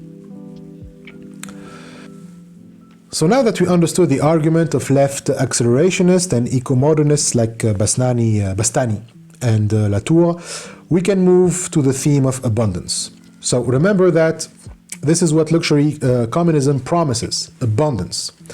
But it's the same with the notion of usefulness. This is going to depend on how we define abundance. Rejecting, productivism isn't rejecting abundance, but to understand that what we have called abundance so far was inadequate. People are often afraid that degrowth means voluntary poverty, but what degrowth is calling for is a rethinking of abundance. This will be the focus of the next chapter, but we can already sketch a little bit of what it's going to be about. So, criticizing left accelerationism makes us see more clearly what to do next. We understand now that the target is locking technologies. To take down locking technologies means that we have to take down the entities that rely on them. Here, it's the domination by huge corporations like Google, Apple, Facebook, and Amazon, the GAFA. Only then we can truly unlock imagination. But already when we think of open technologies, when we bring into question our definitions of utility and abundance, we are already doing that. So taking away the monopolies over technology, which necessitate discarding the kind of technologies that requires the formation of monopolies to become practical, this requires that we take down top-down social structures. Of course, these can be attractive and seductive when they sell you dreams, making you think that without them all of those beautiful dreams will be lost. Well, if the dreams are you get to continue your imperial mode of living and contemplate the time where you'll colonize Mars, then yes, what we are saying is true. Only they can manufacture such lifestyles, and you have to say goodbye to that lifestyle. So we also need to resist the seduction of those promises by being, adamant and firm in our rejection of them. We have to accept once and for all that there is nothing good that can come out from those promises because of their costs, not just on the environment that we need for survival, but also for others, for humans and non-human creatures as well. Instead, we need to foster the development of technologies that enable people to manage their lives themselves. That's what abundance should actually be. There can be no abundance in blackmail if we have to accept the terms of the top-down structures. We are clearly not in abundance but in scarcity. Capitalism tells us not that there is abundance but that there is scarcity. If people are left to manage the earth collectively and on their own, they will plunder the already scarce resources. So capitalism then makes us believe that it needs to coerce us into having rationing us. So Saito says the price mechanisms of the market is based on scarcity and thus it can be disrupted by abundance. But if we truly wish to challenge capitalism, we must redefine abundance in such a way that it cannot be confused with capitalistic consumerism. We should stop betting our future on the possibility that exponential growth in technological development will take care of things for us, exempting us from the need to modify our mode of living. Rather, we must change our mode of living so we can discover new forms of abundance. So the next chapter is going to be about this, why under capitalism what we have actually is scarcity, not abundance. And what Saito is going to argue for next time is that the misconception that capitalism thrives upon is that there is a link between economic growth and abundance. If you want the latter, you must accept the former. And so this is the misconception. Next time we will show that in reality what link is actually between what really I will show, let's put it another way, that link is actually between growth and scarcity, not abundance. When we put growth at the center of our economic action, what we end up with is generating scarcity. And so this is the real intrinsic link. Growth is intrinsically linked to scarcity. So this goes completely against the mainstream narrative that forces us to think of capitalism as something that provides wealth and abundance. But the truth is quite the opposite. Capitalism is a system that functions by producing scarcity. We can easily see this when we look at the world. It undergoes structural reforms over and over again to grow faster, to foster growth, and yet the results remain the same. We still have wide and keep widening gaps between the rich and the poor, increasing rates of poverty and austerity, etc. So this is both true on national like international level. Saito mentions an article from The Guardian called World's 26 Richest People Own as Much as Poorest 50%, based on a 2018 report by Oxfam. So according to Oxfam, 2018 was a year in which the rich had grown richer and the poor poorer. The wealth of more than 2,200 billionaires across the globe had increased by 900 billions, or 2.5 billion a day. So overall, that's an increase in wealth by 12%. While the poorest half of the world's population saw their wealth fall by 11%. Between 1980 and 2016, the poorest 50% of humanity only captured 12 cents in every dollar of global income growth. By contrast, the top 1 captured 27 cents of every dollar. And as a result, the number of billionaires owning as much wealth as half the world's population fell from 43 in 2017 to 26 in 2018. Yes, 26 capitalists have a fortune equivalent to the total assets belonging to the world's poorest 3.8 billion people. In 2016, the number was 61. So this doesn't mean that the number of billionaires is decreasing. Actually, it's going up. Between 2017 and 2018, a new billionaire was created every 2 days. And in the top 10 years since, in the 10 years, since the 2008 crisis, their number nearly doubled. What's decreasing, actually, is the number of billionaires who possess the wealth of half of the poorest world population combined. The few they are, the bigger their fortunes. And so the wider the gap, which hinders the fight against poverty. Among them is the world's richest man, Jeff Bezos, the owner of Amazon, whose fortune increased to $112 billion. Just 1% of his fortune is equivalent to the whole health budget for Ethiopia, a country of 105 million people. Just so you grasp Ethiopia, I said Ethiopia, so Ethiopia. And just so you grasp the absurdity of the situation, know that a wealth tax on the 1% would raise an estimate $418 billion a year, enough to educate every child not in school and provide healthcare that would prevent 3 million deaths. And by the way, about 10,000 people per day die for lack of healthcare, and there were 262 million children who are not in school, and often because their parents were unable to afford the fees, the uniforms, or the textbooks. And so this, for Saito, is not a coincidence. It seems that the fact that almost half of the world live in scarcity is itself a direct consequence of the capitalist system. Capitalism engineers scarcity, and we will see that it's needed for it to guarantee profits. So scarcity and growth are linked. However, abundance is actually linked to degrowth, and this is because, it will become evident when we look at how open technologies operate, and when we when we see this new understands and when we see this new understanding of abundance that derives from those technologies. So that's it for today. That was the fifth chapter, the wishful thinking known as accelerationism.